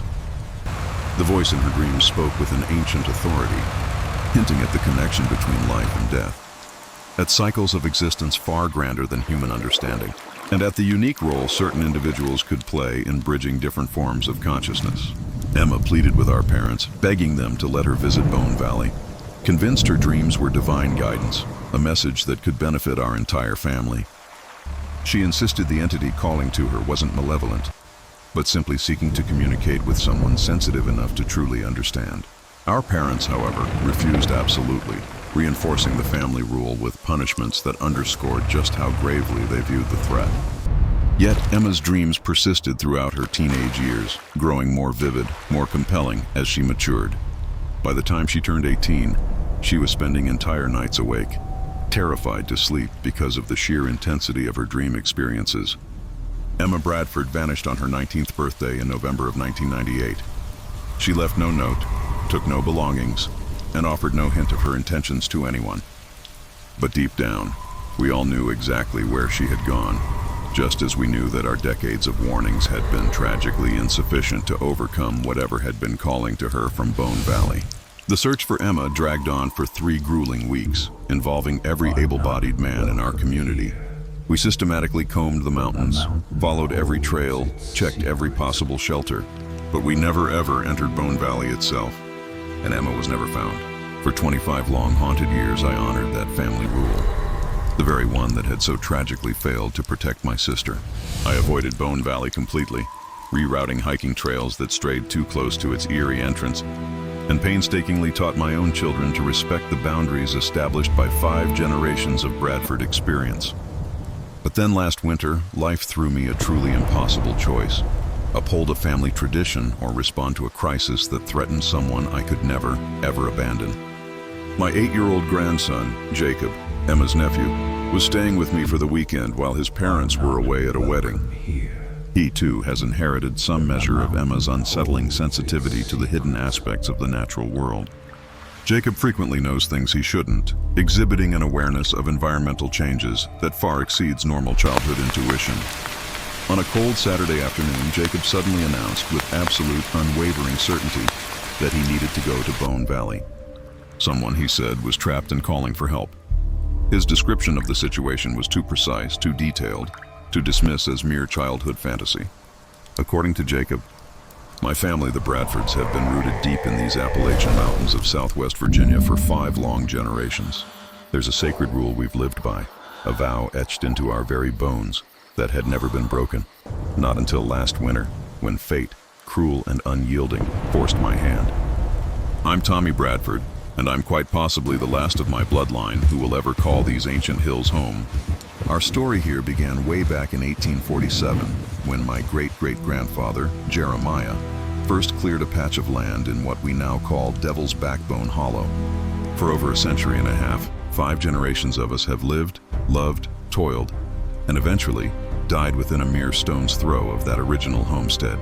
And through all those years, we've learned one undeniable, chilling truth. There are places in these mountains where decent folk simply do not go. Every mountain family holds such unspoken rules, passed down like heirlooms, warnings about forbidden paths, times when it's wiser to bolt the doors and stay inside. Outsiders, of course, scoff at these, dismissing them as mere superstition, quaint folklore from a bygone era that has no place in our modern world. But families like mine, we know better. We understand that some traditions aren't just quaint stories. They exist for reasons that only truly reveal themselves when you're foolish enough to disregard them. Our Bradford family rule was stark, simple, and utterly absolute. Never, under any circumstances, enter Bone Valley after dark, and never ever step foot in Bone Valley alone, no matter the time of day. This stricture had been upheld without a single exception since Jeremiah's time. The dire consequences of violating it had been demonstrated often enough through the years that no Bradford ever dared to question its absolute necessity. Bone Valley itself is a stark, narrow ravine, a jagged gash slicing deep into the mountains, about 8 miles northeast of our family land. From high above, it looks deceptively ordinary. Just another natural drainage, thickly forested and notoriously difficult to access. But step inside, and you'd find a floor unlike anything else in our region. It earns its grim name from the staggering accumulation of animal bones that litter its depths. Deer, bear, wild boar, and even creatures I couldn't begin to identify. Their remains have been collecting there for as long as anyone can remember. What's truly unsettling is that these bones aren't scattered haphazardly, as you'd expect from natural deaths or predators. No, they're arranged in deliberate, intricate patterns, suggesting an intentional placement by some organizing intelligence, something far beyond the natural order. My grandfather, Samuel Bradford, was the last family member to ever set foot in Bone Valley before my own desperate transgression. It was 1962, and he was just a young man. He'd tracked a wounded bear into the ravine, only to be trapped there overnight by an unexpected early snowstorm. Whatever he endured during those terrifying hours fundamentally altered him. The confident mountain man I knew transformed into someone who refused to discuss certain topics, who never again hunted alone. Samuel would only ever murmur that the bone arrangements in that valley served a purpose, one that living creatures were simply not meant to comprehend. He claimed these patterns created pathways for things that should not exist in our world, and that a human presence in the valley after dark allowed these entities to follow visitors right back to our settled mountain homes. The chilling stories about Bone Valley echo through every generation of Bradfords. My great-grandfather often spoke of hearing his name whispered from the valley on still winter nights, carried on a wind that wasn't there. My father recalled our livestock mysteriously vanishing whenever anyone got too close to the valley's entrance, as if mere proximity triggered a predatory hunger in things that usually avoided domestic animals. But it was my younger sister, Emma, who truly provided the most compelling, heartbreaking evidence that our family's warnings weren't just inherited superstition, but based on genuine, terrifying threats. Emma Bradford was born with what mountain families call the sight, an uncanny ability to perceive aspects of the natural world hidden from most. She could predict weather days in advance, find lost livestock by following traces only she could see, and sense dangerous wildlife long before any conventional tracker. When Emma was just 12, she began having dreams about Bone Valley. Dreams so vivid, so disturbingly specific, they couldn't possibly be mere products of imagination. She described the exact arrangements of bones, the peculiar, almost unnatural quality of light filtering through the dense canopy, and the overwhelming sensation of being watched by entities just beyond the edge of visibility. Most unsettling were her claims that something in the valley was calling to her, promising to unlock knowledge about the natural world, to expand her abilities far beyond their current limits. The voice in her dreams spoke with an ancient authority, hinting at the connection between life and death, at cycles of existence far grander than human understanding, and at the unique role certain individuals could play in bridging different forms of consciousness. Emma pleaded with our parents, begging them to let her visit Bone Valley, convinced her dreams were divine guidance, a message that could benefit our entire family. She insisted the entity calling to her wasn't malevolent, but simply seeking to communicate with someone sensitive enough to truly understand. Our parents, however, refused absolutely, reinforcing the family rule with punishments that underscored just how gravely they viewed the threat. Yet Emma's dreams persisted throughout her teenage years, growing more vivid, more compelling as she matured. By the time she turned 18, she was spending entire nights awake, terrified to sleep because of the sheer intensity of her dream experiences. Emma Bradford vanished on her 19th birthday in November of 1998. She left no note, took no belongings, and offered no hint of her intentions to anyone.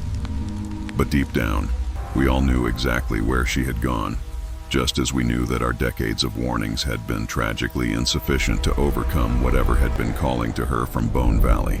The search for Emma dragged on for 3 grueling weeks, involving every able-bodied man in our community. We systematically combed the mountains, followed every trail, checked every possible shelter, but we never ever entered Bone Valley itself, and Emma was never found. For 25 long haunted years, I honored that family rule, the very one that had so tragically failed to protect my sister.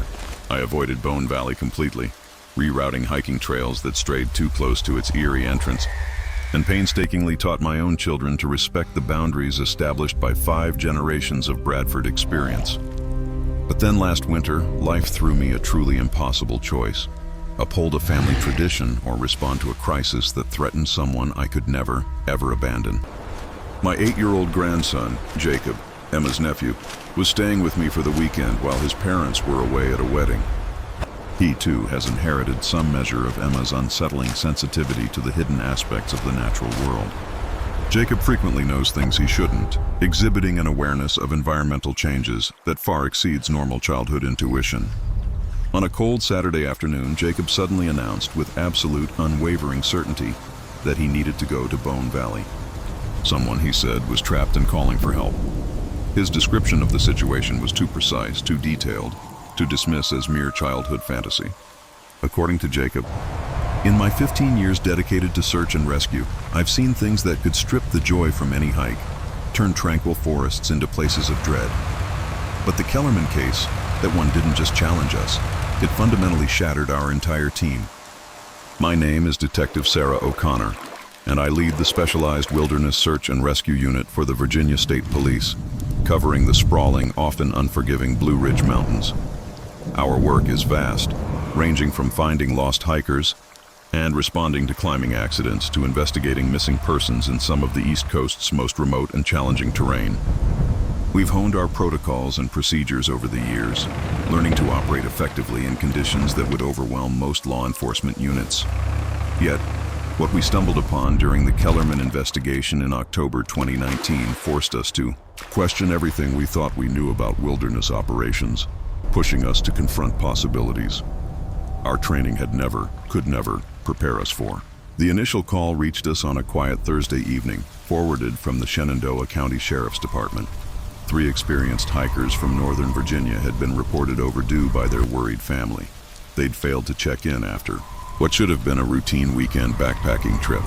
The missing family were Dr. Michael Kellerman, a 45-year-old physician from Alexandria, his wife Jennifer, a 41-year-old high school teacher, and their 16-year-old son David, an Eagle Scout with extensive wilderness experience. The Kellermans were meticulous planners, having charted a 3-day trek through a well-known section of the George Washington National Forest. This area, while known for its challenging terrain, also boasted a well-established and popular trail system. Their intended route was a 25-kilometer loop, including several scenic overlooks and backcountry camping areas favored by seasoned hikers. They'd even filed a detailed itinerary with park rangers, carrying all the right gear: GPS devices, emergency beacons, and satellite communication equipment. When Sunday evening came and went without their return home, Jennifer's sister immediately contacted local authorities. This was utterly out of character for the Kellermans. They never deviated from their plans without good reason, and their silence was a blaring alarm. By Monday morning, we had launched a full-scale search operation, mobilizing over 40 personnel from multiple agencies. Our initial sweep of their planned route confirmed their vehicle was precisely where it should be, at the designated trailhead. It was locked, undisturbed, with no signs of forced entry or vandalism. A quick look inside revealed they had packed, appropriately for their trek, with ample food, water, and emergency supplies for a party of 3 hiking in mild autumn weather. The first day of searching gave us some reassurance that the Kellermans had, at least, started their journey as planned. We found clear boot prints matching their shoe sizes near several trail markers, and witnesses at a popular overlook remembered seeing a family fitting their description on Saturday morning. These accounts painted a picture of the Kellermans in good spirits, making normal progress along their intended route. But then, somewhere between that overlook and their planned first night camping area, they simply vanished. The terrain itself was familiar to our team: rolling, forested hills, crisscrossed by well-maintained trails, clearly marked and regularly patrolled by park rangers. The weather that weekend had been perfect for hiking: clear skies, comfortable temperatures. There were no unusual natural hazards that might have forced them to change their route or seek emergency shelter. By the third day of searching, we had meticulously covered every established trail in the area, utilizing both ground teams and helicopter surveillance. We deployed K9 units, consulted with local guides who knew every unmarked path like the back of their hand, and interviewed dozens of other hikers who had been in the area that same weekend. Despite our exhaustive efforts, we found no additional trace of the Kellerman family beyond their confirmed presence at the overlook on Saturday morning. It was as if they'd been plucked from the earth. The first real breakthrough came on Thursday morning when one of our K9 teams picked up a faint, intermittent scent trail. It led away from the established path system, deep into an area of dense forest not typically accessible to hikers. It was our first concrete lead since the operation began. Following this trail demanded technical climbing equipment and experienced mountaineers, as it wound through terrain far more challenging than anything the Kellermans would have voluntarily attempted. The path plunged into a steep ravine, choked with loose rock and fallen timber, then clawed its way up the opposite side through vegetation so thick that visibility was often limited to mere meters. After 4 grueling hours, our tracking team finally reached a small clearing, roughly 3 kilometers from the nearest established trail. The site bore the hallmarks of a temporary campsite: a fire ring, cleared areas where tents had been erected. But the condition of the campsite itself immediately raised unsettling questions about what had truly transpired there. The fire ring contained the remains of a blaze that had burned far hotter and longer than any normal camping fire. The ashes held partially burned fragments of fabric that appeared to match clothing descriptions provided by the Kellerman family. Even more disturbing was the discovery of personal items scattered throughout the clearing, not neatly placed, but in a chaotic pattern suggesting they had been thrown or dropped in a hurry. We found Dr. Kellerman's wallet, its contents surprisingly intact, but the leather was scorched as if exposed to intense heat. Jennifer's hiking boots lay at opposite edges of the clearing, both showing signs of damage that couldn't be explained by normal wear or wilderness conditions. Most significantly, David's backpack was hanging from a tree branch approximately 4 meters above the ground, far too high to have been placed there by any normal human means. The scent trail that had led us to this clearing continued beyond, but its character had changed dramatically. Our K9 handlers reported their dogs displaying extreme agitation, refusing to follow the trail any further into the forest. These were experienced search dogs, veterans of hundreds of cases in challenging conditions, and their handlers had never witnessed such obvious fear and reluctance. When we cautiously attempted to continue tracking without the dogs, we made discoveries that compelled us to request additional resources and expertise. far beyond our normal search and rescue capabilities. The trail led us into a series of natural rock formations, a perplexing maze of narrow passages and hidden chambers extending deep into the mountainside. These geological features were entirely absent from any topographic maps and showed no signs of previous exploration by hikers or researchers. The rock itself was unusual, darker than the surrounding stone, marked with natural formations that eerily resembled deliberate carvings. Inside the largest chamber, approximately 30 meters from the entrance, we found what appeared to be the Kellerman's final campsite. Their tent was still standing, but it had been damaged in a way that defied all explanation. The fabric was ripped, in long, parallel lines, as if something with sharp claws had raked across it repeatedly. Yet the pattern of damage was too systematic, too extensive to have been caused by any known wildlife in the region. The interior of the tent told a chilling story of desperate struggle. Sleeping bags were twisted, partially pulled outside through the tent entrance, suggesting the occupants had been dragged from their shelter against their will. Personal belongings were scattered throughout the chamber, many showing the same type of heat damage we had observed at the previous campsite.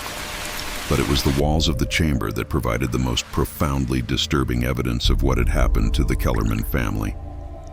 Covering nearly every accessible surface were what appeared to be desperate messages, scratched into the stone with sharp objects. The handwriting was clearly recognizable as belonging to Dr. Kellerman, Jennifer, and David. But the content of their messages raised questions our investigation was simply not equipped to answer. The earliest messages, seemingly from Dr. Kellerman, rationally described their arrival at the clearing and their decision to establish an emergency camp after becoming lost during what should have been a routine day hike. These entries were organized, documenting their situation and their plans for signaling rescue teams. But as the messages progressed chronologically, they became increasingly frantic and incoherent. Jennifer's writing described sounds emanating from the forest, sounds that kept them awake throughout the night. Voices calling their names from directions where no human presence was possible. David's contributions mentioned seeing figures moving between the trees, always at the edge of visibility, never close enough to identify, but clearly watching their campsite. The final messages, all apparently scrawled by Dr. Kellerman during what must have been their last night in the chamber, described an organized assault on their position by entities he could not identify or comprehend. His writing grew increasingly erratic as he documented the systematic destruction of their equipment and the gradual, terrifying approach of whatever had been stalking them through the forest. The last legible message, scratched into the stone near the tent entrance, consisted of a single, chilling sentence: "They are not human, and they are not gone." We found no trace of the Kellermans themselves, no bodies, no additional personal belongings, no evidence indicating whether they had left the chamber voluntarily or been removed by force. The scent trail that had led us to their final campsite simply ended at the chamber entrance, as if they had vanished into the stone itself. Our investigation dragged on for another 2 weeks, involving specialists from federal agencies and academic institutions, all hoping to shed light on what we had discovered.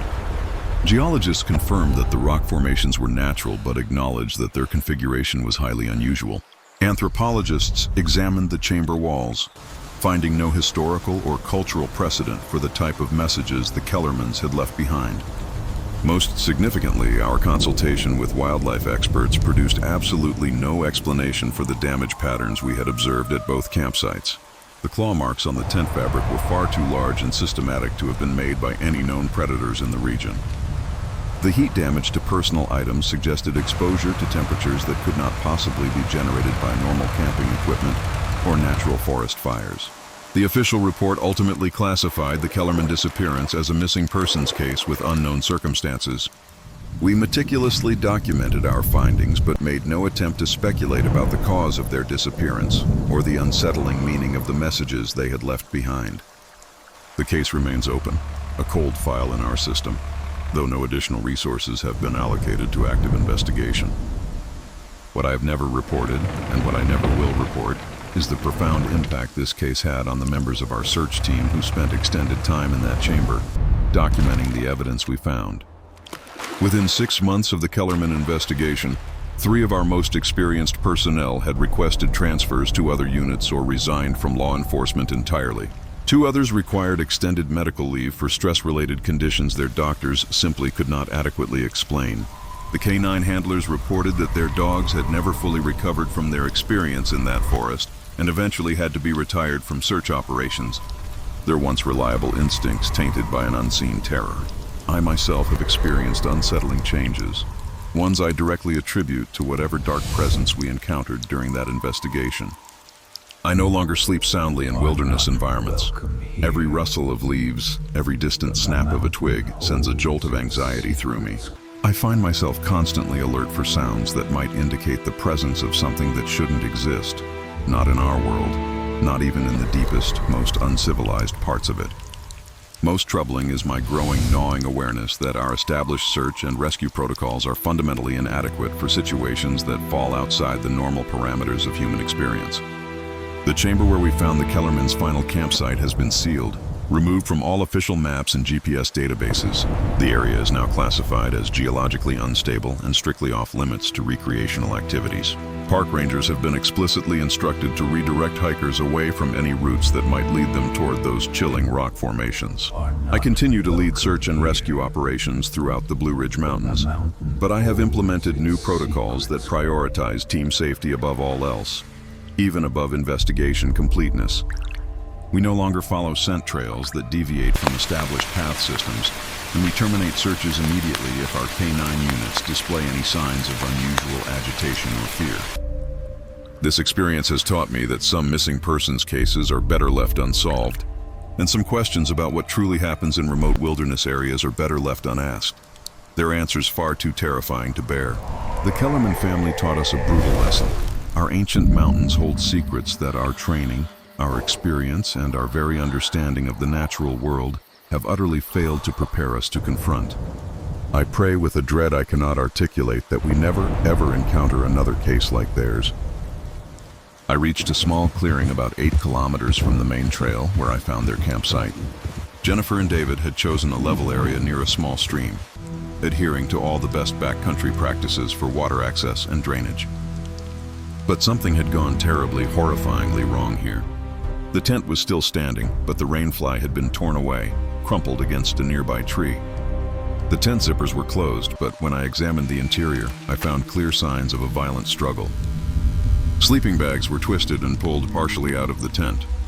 David's backpack was overturned, its contents strewn across the tent floor. Jennifer's hiking boots were inside, but her jacket and pack were nowhere to be found. Most disturbing, however, was the damage to the tent floor, which displayed long, parallel tiers, as if something with impossibly sharp claws had ripped across the fabric from underneath.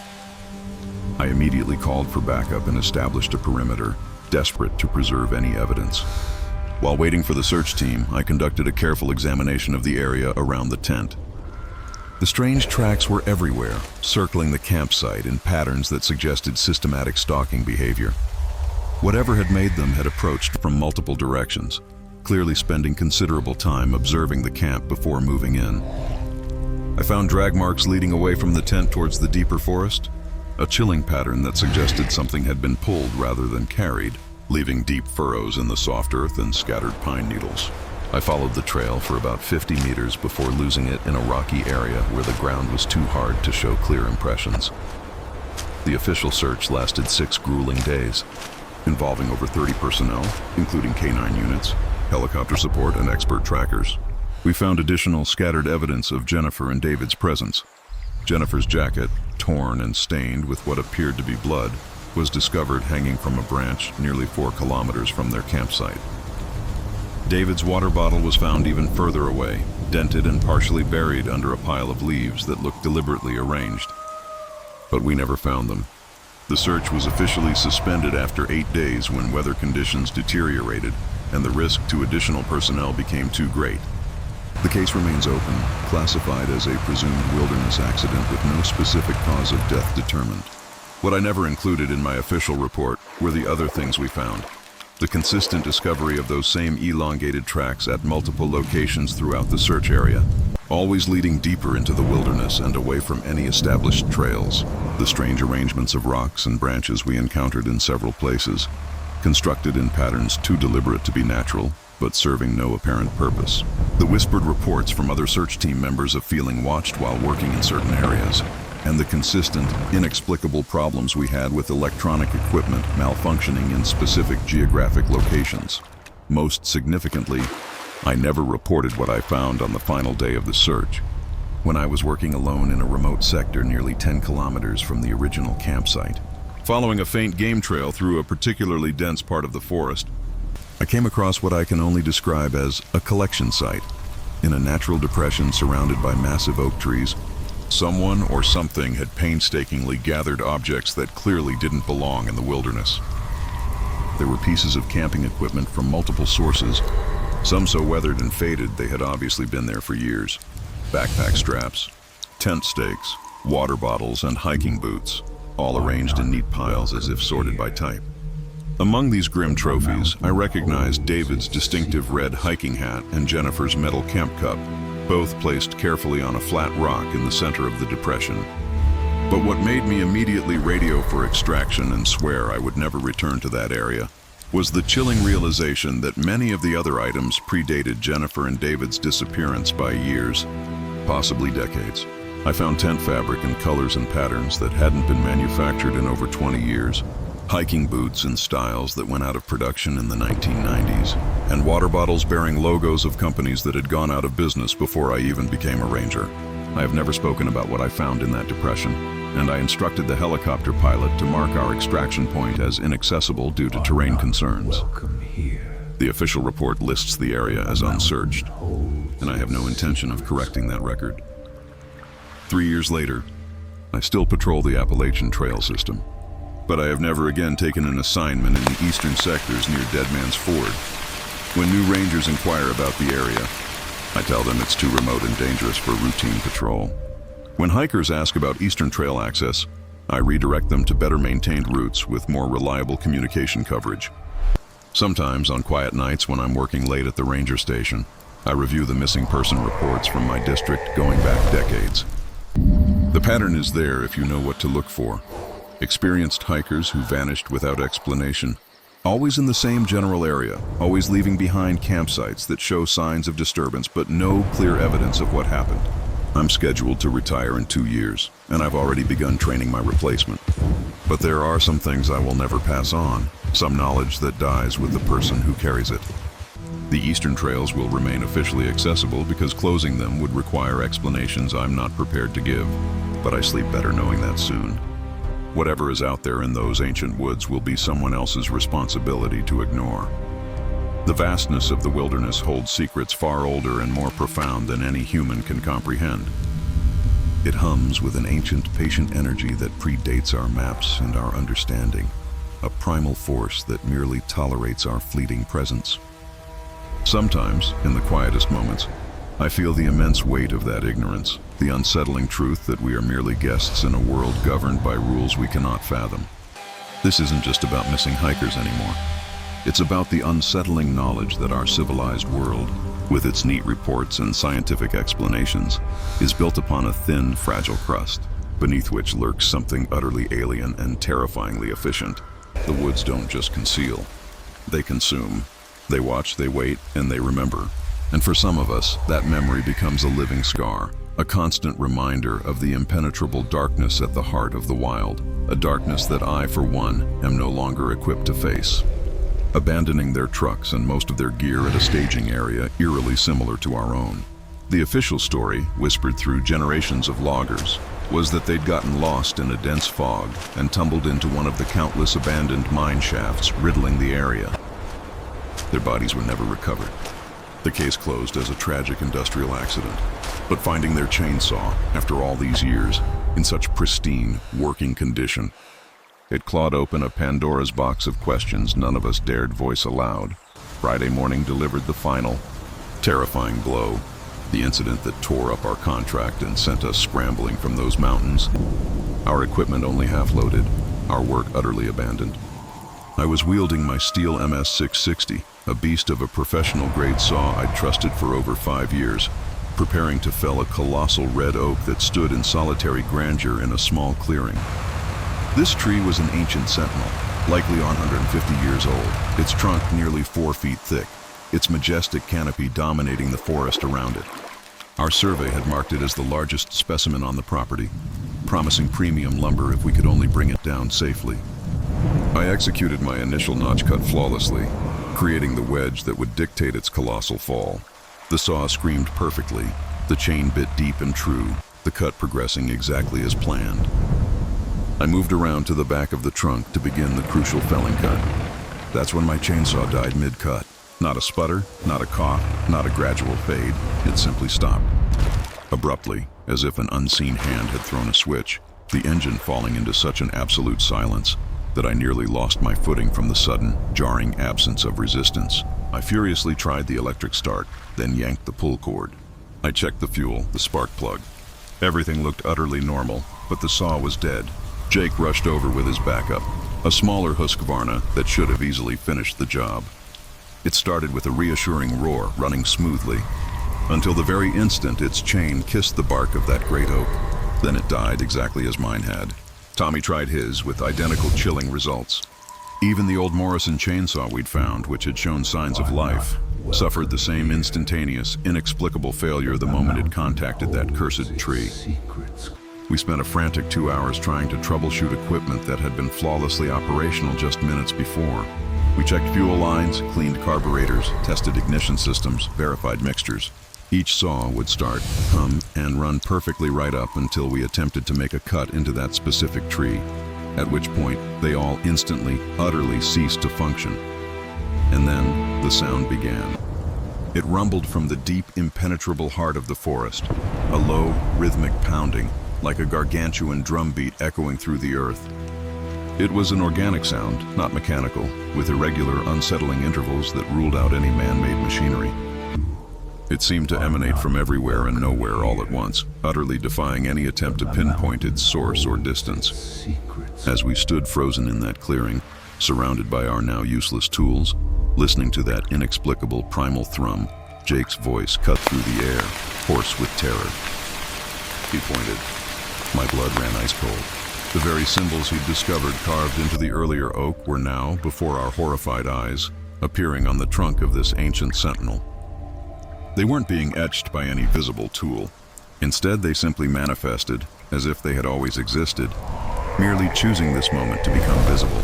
Dark lines seemed to bleed slowly upwards from deep within the wood itself, forming the exact geometric patterns Jake had tried to photograph, but larger, more intricate, and pulsing with a palpable dark energy. In mere minutes, the entire circumference of the trunk was consumed by these alien glyphs. The drumming grew closer, more intense, a deafening throb that shook the very air. Small rocks and pine needles on the forest floor began to vibrate, dancing with each beat. Then, our equipment, which had been utterly dead moments before, suddenly roared to life on its own. Chainsaws, untouched, sprang to full throttle, their blades screaming at nothing. The skidder's engine coughed, then caught, idling loudly without a driver. The generators whined into furious operation, all without a living soul laying a hand on them. We didn't think. We simply ran. A primal instinctual terror seized us. We grabbed only our personal tools, scrambling into our trucks, and didn't dare stop until the tires hit the blessed asphalt of the main highway, 20 harrowing minutes later. When Tommy finally managed to steady his hands enough to call our contact at Pinnacle Lumber, intending to inform them we were terminating the contract immediately, the news he received chilled us to the bone in a different way. He was told the development company had dissolved 3 days prior, and that no one had ever authorized any logging operations on that specific property. The job, the company, the contract, it had all been a phantom. We never went back. Not for our generators, not for the skidder, not for the processed timber we'd left stacked neatly. 6 months later, Jake, still haunted, drove past the access road. He reported that our staging area was completely consumed by the forest, overgrown as if decades, not mere months, had passed. There was no trace of our heavy machinery, no sign of the felled lumber. Nothing. It had all simply vanished. I still work these Appalachian mountains, still feel the bite of the saw and the sweat on my brow. But I've learned a humility that only true terror can teach. I've learned to recognize the ancient, unspoken signs that tell you, with chilling certainty, when a forest does not merely prefer, but demands not to be disturbed. Some trees are not just wood and fiber. They are monuments, sentinels, meant to stand forever, guarding secrets older than memory. And some sounds in the wilderness, some whispers from the deep, are not meant for human ears, nor are they ever meant to be investigated. The Morrison logging crew learned that agonizing lesson 15 years too late, swallowed by a silence no fog or mine shaft could truly explain. We, the McLeod crew, were luckier, or just perhaps we were finally, desperately, better at listening to the warnings that others, to their eternal sorrow, had tragically ignored. The memory of those days, the symbols bleeding into the bark, the rhythmic pounding shaking the very ground, it's etched into my soul. Sometimes, especially when the wind sighs through the ancient pines, I can almost hear that drumming again, faint but persistent. It reminds me that these mountains hold more than just timber and hidden hollows. They hold an intelligence, a power far beyond our comprehension. What we encountered wasn't a beast or a ghost. It felt like the very consciousness of the land rising to protect itself, a force that simply unmade our reality. I often wonder what happened to the Morrison crew. Did they face the same pulsing symbols, the same maddening sounds, the same unholy resurrection of their own equipment? Or did the forest simply welcome them into its depths, absorbing them as it did our skidders and generators, leaving no trace? My hands still bear the calluses of a logger, but my eyes see the forest differently now. I see its warnings, its ancient wisdom, its quiet, terrifying power. I've become a different kind of woodsman, one who understands that some riches are not for harvesting, and some stories are best left untold, buried deep beneath the moss and loam where they belong. The Appalachians, I've come to believe, are not just a collection of trees and rock. They are a living, breathing entity, and sometimes they breathe fire,